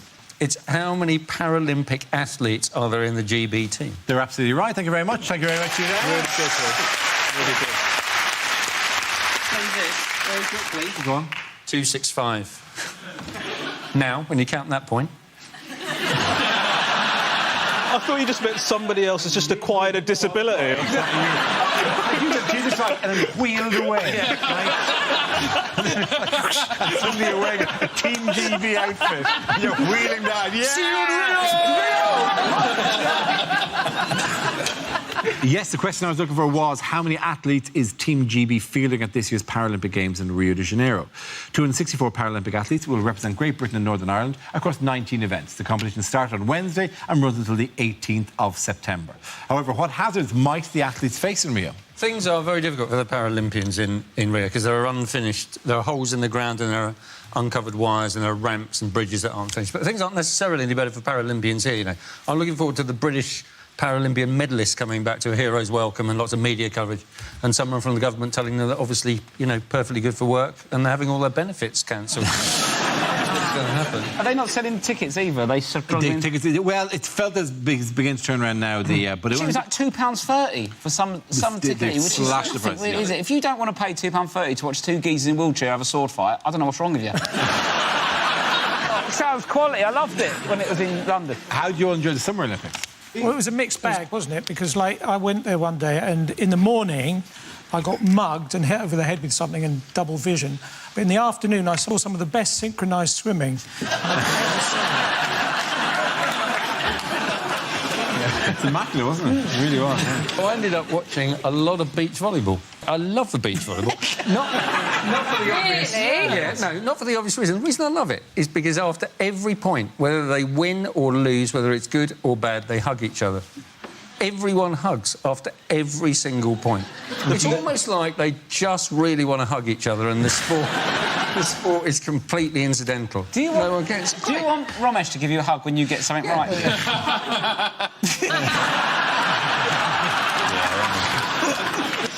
Why was Hiroki Ojita one of the heroes of the games? Is this the guy that he knocked? He was pole vaulter. He was a pole vaulter, a Japanese pole vaulter, yes. And so he did a jump. A vault, and he sort of pretty much clears it. He's pretty much over, yeah. But he does knock it down, and at first you think, well, what's happened there? And then the slow motion just shows actually it was his penis that knocked the ball. Heavy bell. That, by the way, is not the most vivid angle. We're not allowed to show you the most vivid angle. If I don't know where they wouldn't give the right to think they're showing. I think they wouldn't give us the right. Has his penis got an agent? That is classic cock blocking. Yeah, it is classic. You want to use my client's cock? You want to use my client's cock? You pay. You pay big for Hiroki's penis does not go on your show until you sign on the dotted line. Right? I'm gonna make this cock the biggest cock in the world, Hiroki. I have represented some of the biggest penises in this country. That's a pretty victorious return home for a loser, them going, why didn't you win a gold medal? And he just went, my dick's too big. With this thing? With this monster? Oh. In other news, who's making a surprise appearance on Strictly? Ed Balls. Ed Balls is. Yes, he is. It's not a surprise. No, it was announced months ago. Because he did announce it months ago. I don't know why. The word was in it, I just read it. It was a bit of a fuck you, San Diego moment. Sorry. Shall we do it again without that word in it? It would be grand. Yes. Speaking of Labour, who's making an appearance in the current series of Strictly? Well, it's quite a surprise. It was Ed Balls. Yeah. Yes, it was. Who would have thought that? Yeah. In a blue tuxedo as well. Do you know who else is getting a blue tuxedo? You. Yes. I was buying myself a blue tuxedo recently, and I had already just paid the money for it, and then I see Ed Balls ruining blue tuxedos forever. When would you wear a blue tuxedo? What do you do for events in which you have to wear a tuxedo? Isn't it all black? That's black tie events. Yeah, the tie is still black, but the tuxedo is blue. Oh, okay. Yeah. A lot of politicians are good at dancing, although Desmond Tutu wasn't wearing what I thought he was going to wear. Would you do Strictly? No, I wouldn't because I got a dodgy knee anyway. But so I couldn't do it. I got asked to do Splash. You got to Splash. That is a lot easier. I can see that. Oh God, I can't think of anything worse. To be fair, you shouldn't slug off reality shows and stuff like that because you're only ever 4 Eastern European rent boys away from doing one, aren't you? So... That footage of him on Strictly was so embarrassing. I'm surprised he didn't pretend to be a washing machine salesman called Jim. Yeah, he said it was a midlife crisis, didn't he? But looking at the state of him in that photo, I think midlife's a bit optimistic, isn't it? In that photo, basically, that suit was actually sequined, but he breathed out, and then... Apparently his Native American name is Dances with Difficulty. OK, at the end of that round, the points go to Rob Tiffany!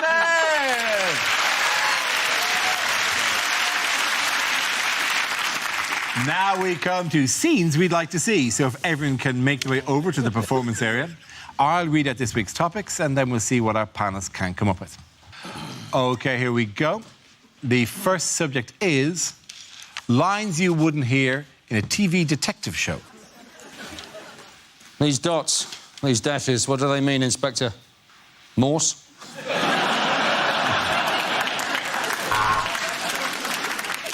Look, I'm sorry, Poirot, but Brexit means Brexit, sir.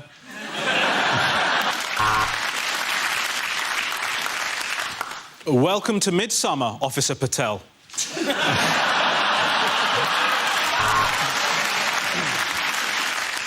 On entering the house, we found a feline jammed into a Xerox machine.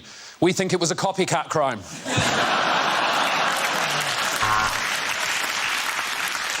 Welcome to Baker Street, madam. It seems you came from Sevenoaks via Waterloo, and you bought those shoes in Selfridges. And you are here because you fear someone is stalking you.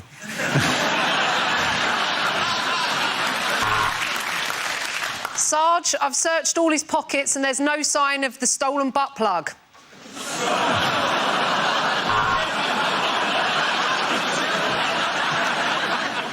Blood, skin, fragments of bone. Why did I order the sausages? And according to the coroner's report, he had his head removed and a wedge of lime shoved down his neck. Sorry, that's the coroner's report. You're arresting me for playing chess in the road? It's because I'm black, isn't it?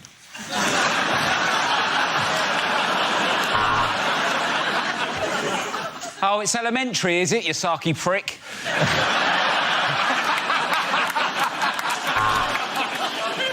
I think going undercover at the strip joint is a good idea. But is it really your thing, Miss Marple? There is some semen at the crime scene. What can I say? I love forensics.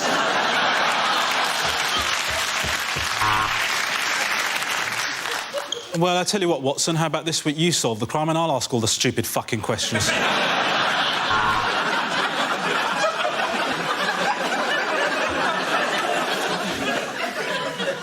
This week on the bill, an unlikely suspect, someone who can act. The bloods have come back from the lab, but the Crips are held up in traffic. I'm so sorry for your loss, Mrs. Trump. Now, firstly, can you think of anyone who didn't have a motive to do this?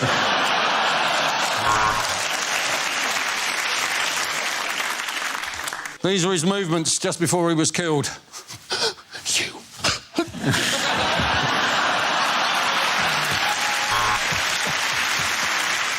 OK, the next topic is things you didn't hear at the Olympics. And that's a world record from Usain Bolt, 9.5 in one night. Let's see what's happening in the velodrome. Yep. Cycling.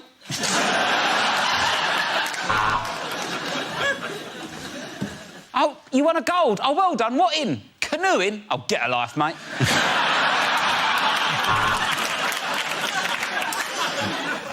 I've just come out of the diving pool. Look at the colour of my legs.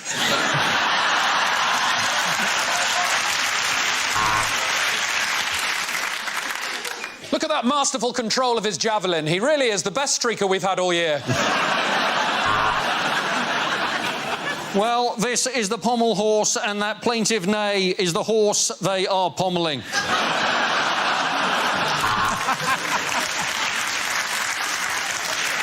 Time for the next fight now. He floats like a butterfly, he stings like a bee. He's got a black belt, he's got 5 black belts. OK, he's a wasp.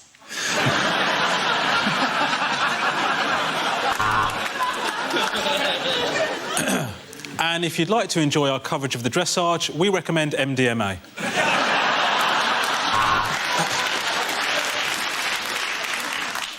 And his penis has slapped the top of the bar. That is a straight ban from Wetherspoons.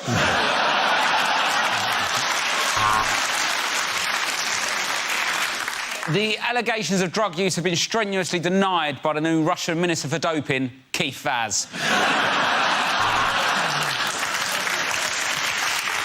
We were afraid the Chinese were going to use doping, and here she is. What a fantastic athlete. Doping!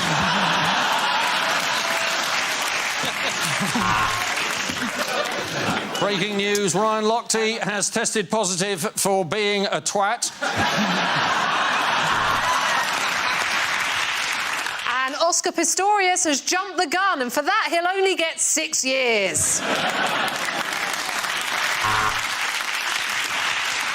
Well, a nearly perfect execution there, but not quite as perfect as the one he'll receive when he returns to North Korea.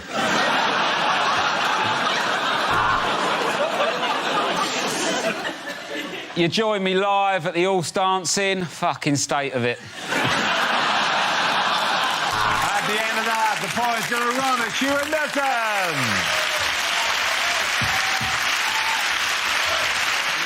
And that's the end of the show. This week's winners are Ramesh Ranganathan, Hugh Dennis and Milton Jones. Commiserations to Ed Gamble, Tiff Stevenson and Rob Beckett. Thank you for watching. I'm Dara Breen. Good night.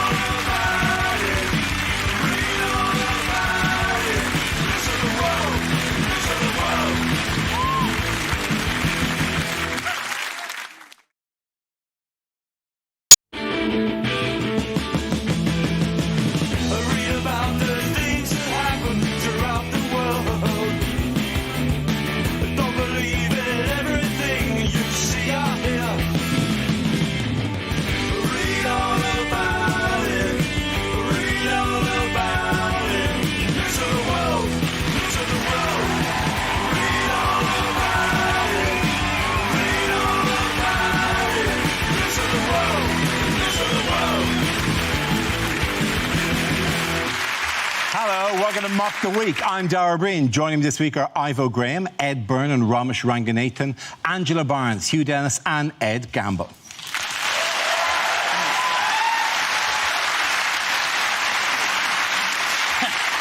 We start with a round called If This Is the Answer, What Is the Question? On the board are 6 categories. Ivo, which category would you like? I would like home news, please, Dara.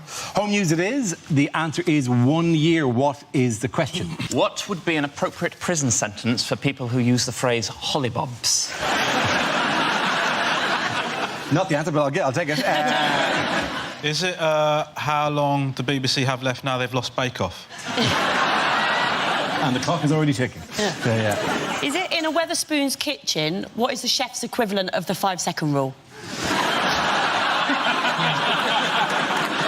Is it Southern Rail's estimate for a London to Brighton journey?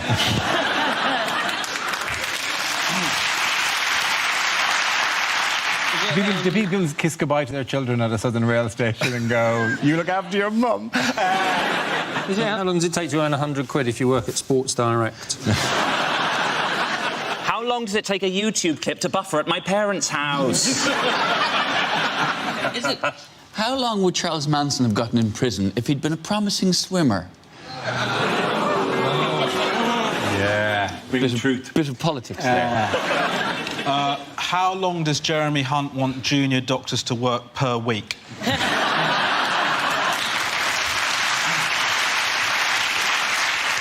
OK, so under Theresa May's education reforms, how much of a carefree childhood will children now be allowed? Is it, how long would it take to rewatch all of Dara's TV appearances from the last month? Very good. Thank you very much. If I make a joke about ISIS in the queue, how long will it take me to get through airport security? OK, is that the correct answer? I think. How long has Jeremy Corbyn been leader of the Labour Party? It is indeed. Thank you very much, Hugh Dennis. Well done. Yes, the question I was looking for was for how long has Jeremy Corbyn been leader of the Labour Party, and will he stay as leader of the Labour Party? He's not had a very successful year, has he? Really, he moves forward with all the dynamism, energy, and impetus of a canal boat. But his followers really believe in him, to the extent that at the party conference they've now told the caterers just to provide loaves and fishes. Jeremy Corbyn has got the look of a man who can survive 6 months on one Kendal mint cake. They've always said that. Oh, but look, tens of thousands of Corbyn fans took to the street. It's like, yeah, at a Corbyn rally. Yeah. Like, it's like going to the Emirates and go, bloody hell, look at all these Arsenal fans. The problem is he's got nice ideas. He's got good, like, you know, his policies are nice and sort of cuddly and people want to support them, but he's crap at actually being a politician. Like, if it was a computer game, he would be the last character that you would choose. But in terms they understand, what Pokemon is he? I would say he's Lickitung. You know, just sort of, like, quite sluggish. Yeah. I feel he's more Magikarp. A flapping fish, you know, needs a lot of candy to upgrade. I feel like my nightmare has finally come true. It has happened. I am sitting here and I do not understand what you are talking about. And in your nightmare, were you dressed as a member of Mumford & Sons? Or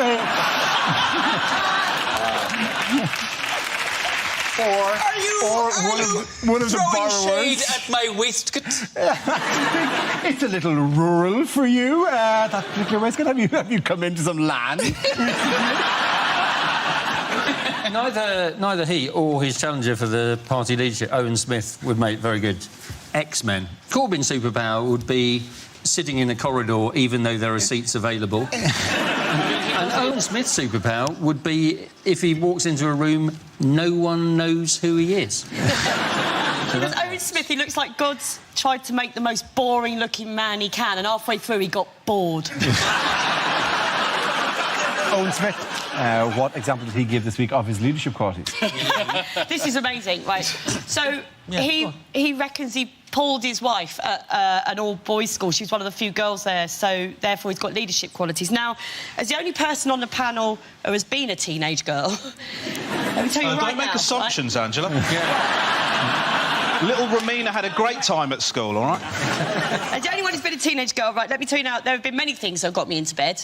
Right? Someone's mum having a Nissan Micra that he had full use of, you know, a haircut, a mixtape. But it's never... No teenage girl has ever written in their diary, I really like Dave's leadership qualities. Never. I reckon what he did was he just copped off with her first, and then no one else wanted to catch Owen Smith's lack of charisma-itis.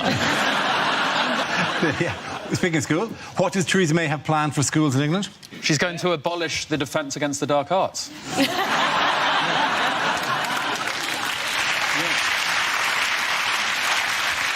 She wants to bring back grammar schools, doesn't she? She wants to bring back the sorting hat.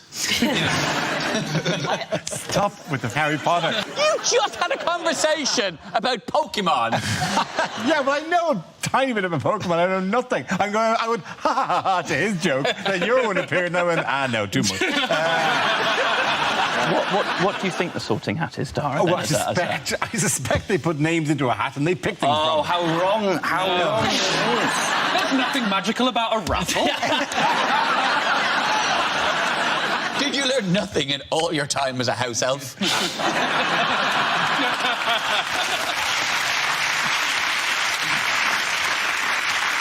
Is it a large plot of land you inherited?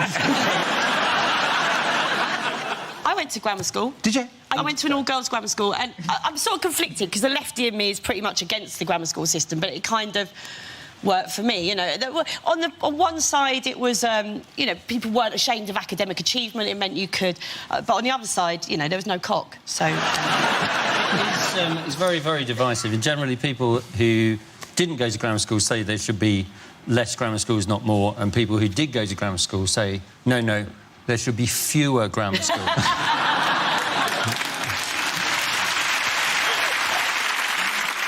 You know, I think those children should be together. When I was at school, it was nice, if you were struggling, it was nice to see, like, a thicker kid struggling more than you. Like, for your sort of self-esteem. Yeah, you sort of think, God, this is hard, but, you know, he's not even got his pen the right way around. You know, Exactly.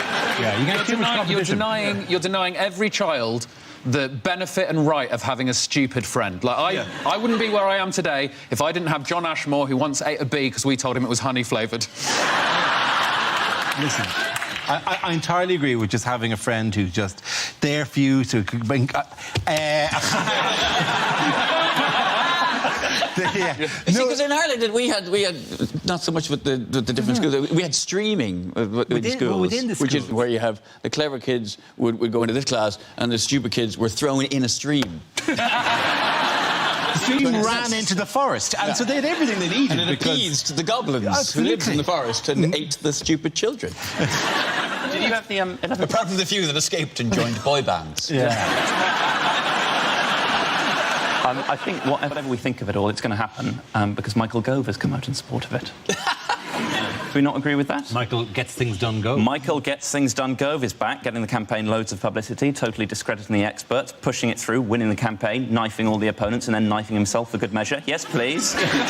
Welcome to grammar school. I was a teacher. When we had, like, top-achieving kids, I didn't bother, you know, like, if they've finished their work, I don't, like, go or have something more different. Just go continue and remain quiet and I'll deal with the other pricks that can't do any of this. Do you know what I mean? If anything, your proximity to me is going to damage your grades, potentially. Comedy's gain really was teaching's loss. What is the latest thing that school children have to worry about? Is it Romesh going back to teaching? Nits. It's nits. It's super nits. Yeah. I'll tell you why they've got too many nits. Is because they're all sharing the same hat to decide which house they're going to.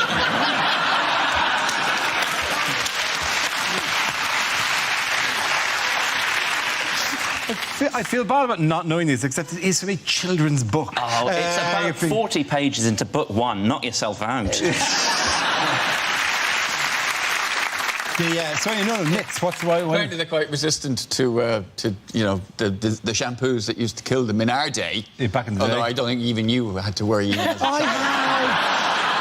have lovely lustrous hair.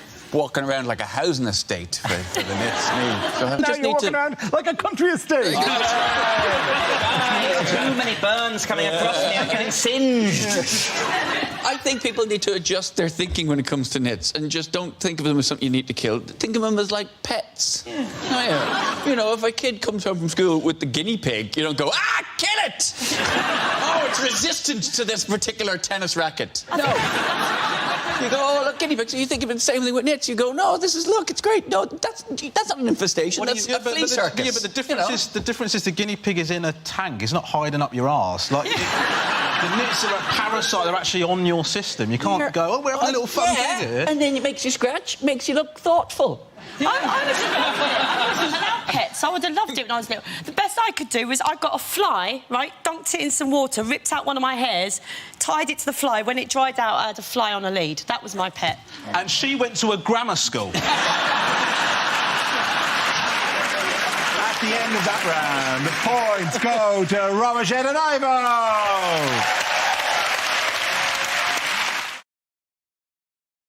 Now we play a round called Bake Off as Mocked Off. This game involves Ivo Graham and Ed Gamble, so if you could make your way to the performance area, please. This round is a stand-up challenge. I launched a wheel of news, and whoever chooses to stop, one of our performers must step forward and talk about that subject. OK, here we go. Let's spin the wheel, please. And the topic is technology. Ivo. I think our generation were a bit of a crossover generation when it came to modern technology. So, for example, I had access to computers as a teenager at my school, but not proper video games. So the video games that I played as a teenager were the ones that came free with the computers. And let me tell you what a rock and roll mid-noughties existence that was. Those long afternoons on my own spent playing Minesweeper, playing pinball, and trying to scroll down all the way to the bottom of Microsoft Excel. Not strictly a video game, but when you're lonely enough, still feels like an achievement. And I'm proud to stand here now and boast in front of you all that I've completed Excel and lived to tell the tale. I've gone where few mortals dare to tread, all the way down, all the way right. Written my name in that bottom right-hand Excel cell. I won't tell you what that cell is called, 'cause it would blow your minds. Spent a joyous moment just hovering over Control-P, and just imagining the carnage. Did I have the balls? The sheer granite testes to print off the entirety of Excel on the school paper supply. I didn't in the end, but the thought experiment was enough alone. Then in my last year, we got a games console, our first group video game, Mario Kart. If you're not familiar with it, it's the greatest video game and thing of all time. Since tried intercourse, still prefer Mario Kart. Mario Kart, you're actively encouraged to finish first. And if you do, there's no shame. Well done, Ivo Graham. OK, that leaves us with Ed. Let's see what you've been left with. Let's spin the wheel. And the topic is relationships. Where you go. I am in a serious relationship. That's what she makes me say. Serious. I'm in a serious relationship. This is my partner. Sounds like you're in a law firm, is what it sounds like. Serious relationship. Sounds like a disease. How's your relationship? I'm sorry to say it's serious. I'm not in a serious relationship. I'm in a silly relationship. You tell me if you think this sounds like a serious relationship. The other day, me and my girlfriend were having a discussion about the Beatles. At some point during that discussion, she forgot George Harrison's name. Now, she previously knew George Harrison's name. But her brain did something to her that all of our brains do to us now and again. It just deleted a fact for no reason. And it panics you when that happens. You think, am I going mad? Am I going senile? You go on a spiral of panic and worry, and I could see she was worried. And any good boyfriend in that situation would have told her George Harrison's name, and I am a good boyfriend. But I am a better comedian. So what I chose to do in that situation was write down every guess that she took at George Harrison's name. I have memorised them, and I'm now going to recite them to you, the good people of Mock the Week. Here we go. Guess number 1. John, Paul, Ringo, John. There it is. She thought there might have been 2 Johns in the Beatles. Maybe the Beatles were a double John band. And as if we'd remember them in that order, we wouldn't go John, Paul, Ringo, John. We wouldn't bookend it with Johns. It would be John, John, Paul, Ringo, John, John, or Paul, Ringo and the Johns. She knew that was wrong immediately. I squawked in her face. Guess number 2. John, Paul, Ringo, Joseph. Hello, Joseph. What are you doing in there? I didn't realise the Beatles were a nativity-themed band. 3 guys with 60s hairdos, 1 child with a tea towel tied to his head. Again, she knew it was wrong. I was on the floor already. Then her brain gave her a little free pass, gave her a clue, gave her the surname. Thank you, brain. John, Paul, Ringo, Tony Harrison. Oh, Tony, you're not part of this conversation. Please remove yourself from the vicinity immediately. I said, you're half right. You're half right. I promise you, her next guess was Harrison Ford. Thank you very much. Bravo, very good. The end of that round, the points go to Ed Gamble. The next round is called Picture of the Week. I show the panel a topical image and ask them to tell me what's happening. So, what's going on here? Oh, is this a picture of what Donald Trump refers to as patient zero? Worst Stevie Wonder tribute ever. Peter Stringfellow emerges from another cracking night at Angels. Hands up if you made a bracelet out of some spare handbag chain. By the reflection in her glasses, she appears to be looking at a tornado of some sort as well. She's trying to prove she's not an ageing candidate, but she's left her napkin tucked in from dinner. That soup gets everywhere, doesn't it? Because people have been saying she's using a body double, haven't they? And I think, well, it's nice to see Judy Finnegan back in work. I think the answer you're after... Yes, Hugh? What is that? That is Hillary Clinton. Thank you very much, Hugh. Yes. She's mocking Donald Trump with her normal-sized fingers. Yes. Look at these. Yes, this is a picture of US Democratic presidential nominee Hillary Clinton in New York, where she was taken ill this week after being diagnosed with pneumonia.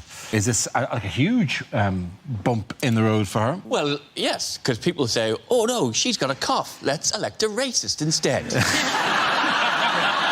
he's done many things, but he hasn't coughed recently. Yeah, I have this idea. Even if she's dying, even if she's dead, we're better off electing her. I have pulled stuff out of my shower drain that would be a better president than Donald Trump and would look better on his stupid head. I think it's very shrewd of her to get a disease that Trump supporters definitely can't spell. He's furiously looking to N in the medical dictionary. Maybe there's a K in front of it. Trump's got to be careful, like, you know, just keep going on about her health all the time. Look at him, right? If a heart attack was a person, it would look like Donald Trump. But that's the problem, because you've got older candidates. I think she's 68, he's 70. Not like in England, obviously. Cameron can get in. He can rip the country in half for the sake of a power play, and boom, he's back on the after-dinner circuit before he hits 50. Nice.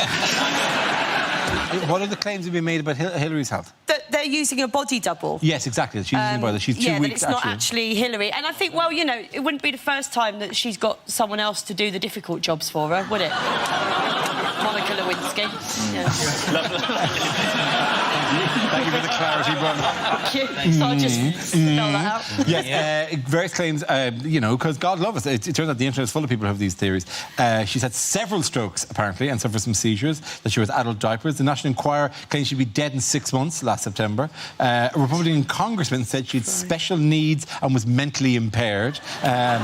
Forensic pathologists suggested she is being poisoned and that she has multiple sclerosis, Parkinson's, HIV, vascular dementia and lupus. These are all claims made about all it. that taken into account, she's looking fucking amazing. She is. Donald Trump looks like he's using a body double and it's inside of him trying to get out.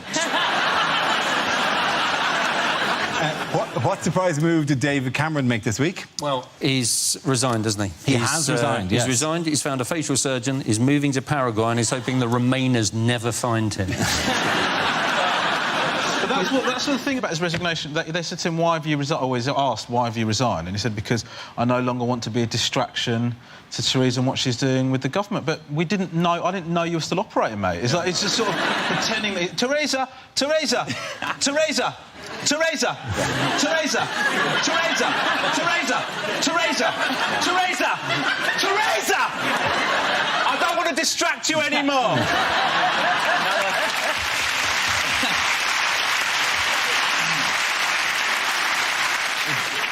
So I say, I couldn't possibly come to your wedding. It's your special day. But he said that if Brexit won, he'd stay on as Prime Minister. He did. And then he didn't. And then he said, well, he'd stay on as an MP. And then he didn't. I'm starting to think politicians can't be trusted. He's done exactly what I would do in this situation, because he did say, I've been thinking about it all summer and I've decided I'm going to stand down. No, you've taken all the holiday pay and you've quit on your first day back.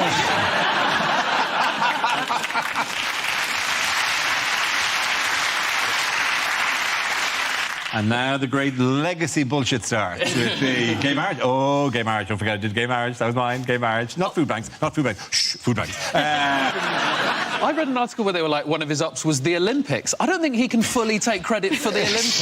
Just go, that's just a good thing that happened when he was in power. He can't go, well, of course, Adele's last album, I was there for that.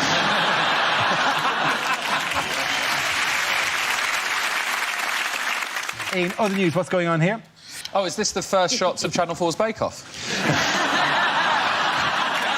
Well, they had to get somebody to do it. By the way, any comments we make about Bake Off, this is done on a Tuesday. Things are just all breaking now. Mel and Sue are not doing it. Who knows who's going to be doing it? So it's a situation that we don't know by Friday. But can I just say I'm really excited to be taking it over. I think Mel and Sue will always be, in my heart, the original presenters and the best. But I just think there are other directions we'll go in, but they'll always have, well done them. But anyway, so back in Channel 4 next year. Boom, boom. OK. I find it quite insulting that you've even made a joke assuming that you'd taken over, when I've actually hosted episodes of the Bake Off. I've actually done it! Yeah, for charity. I do it for money.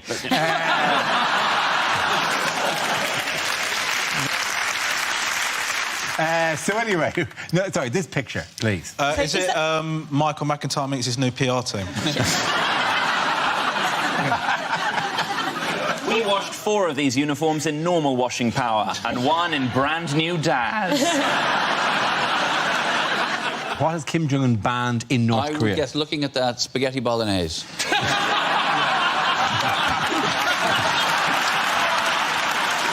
the end of that round, points go to Andrew Hewlett.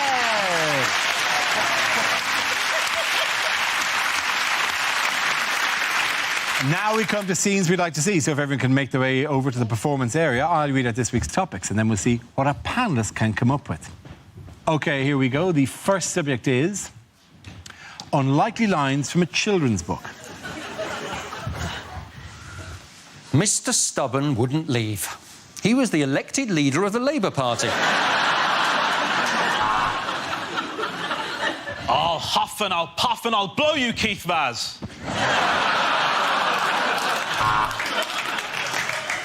As Noddy looked at his new friends, Rampant Rabbit and Linda the Love Egg, he realised he was in a very different kind of toy town. And all the animals of Buttercup Farm celebrated because Percy Pig was going to the slaughterhouse and they never had to listen to that whiny little bastard again. And the beautiful woman was cursed to sleep for 100 years. And that's your defence, is it, Mr. Cosby? She didn't do it. Don't boo her. I'm Paddington Bear from Peru, said Paddington. And if you show me where the toilet is, I'll poo out this condom of cocaine.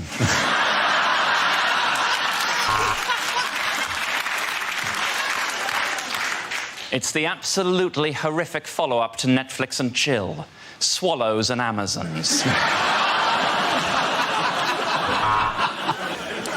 And was there a happy ending? Well, the prince did love massage parlours. I will never tell you my name. You will have to guess my name, said Rumpelstiltskin, really holding up the queue at Starbucks. From under the bridge came the voice of the troll. Wow, women can't be Ghostbusters, send!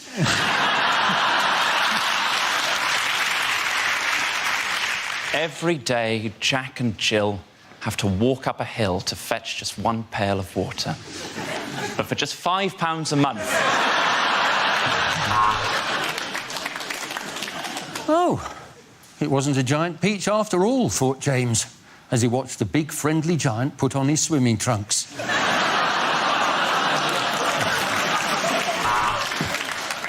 He pushed aside the clothes and there, at the back of the wardrobe, found a magical land of nipple clamps and lube.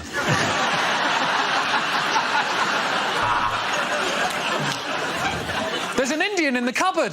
I think he's hiding from UKIP. Oh, well, come on,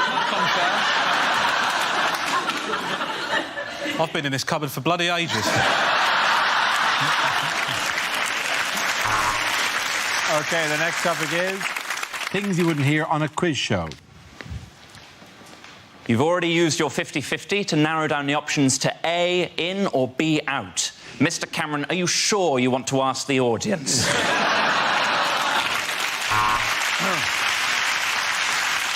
Well, in that round on sexually transmitted diseases, you passed on 4.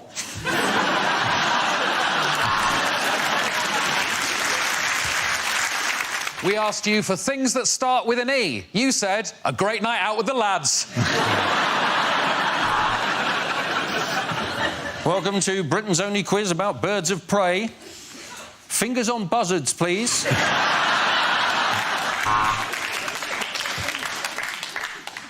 Here at The Chase, we just want to reiterate that our chase is not called the Dark Destroyer for any ethnic reasons. Now, please, could you welcome our new chaser, Raj the Head Wobbler Patel. So the final round on OAP quiz is sudden death. Boom! Welcome to Eggheads. Well, we couldn't call it smug pricks, could we?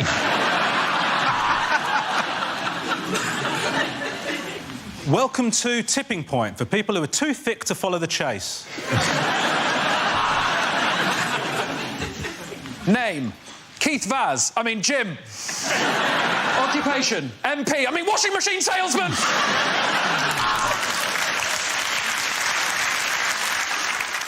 I'm afraid we're going to have to take your first answer, so let's see if the capital of Azerbaijan is fuck if I know.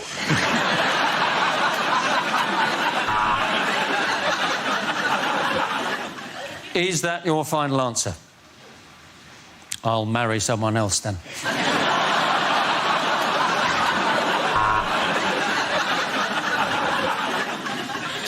Well, at the end of this week's episode of University Challenge, the scores are Durham 170, Exeter 145. But, of course, the real winner is Ivo's dad, Hugh at home, who got 2 questions right and is going to bang on about it for the rest of the bloody week.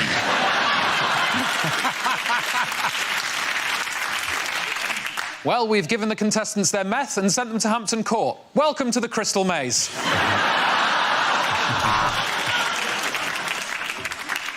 My chosen specialised subject, your wife. Yeah, you heard me.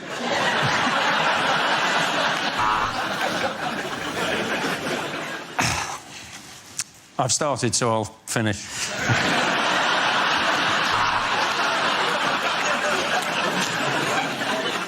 Well, that was the banker, and he says he thinks you're going to accept this deal because in his box is your wife.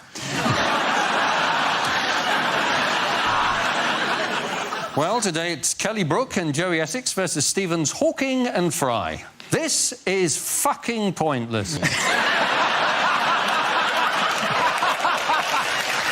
the end of that round, the points go to Rubbish, Ed and Ivo.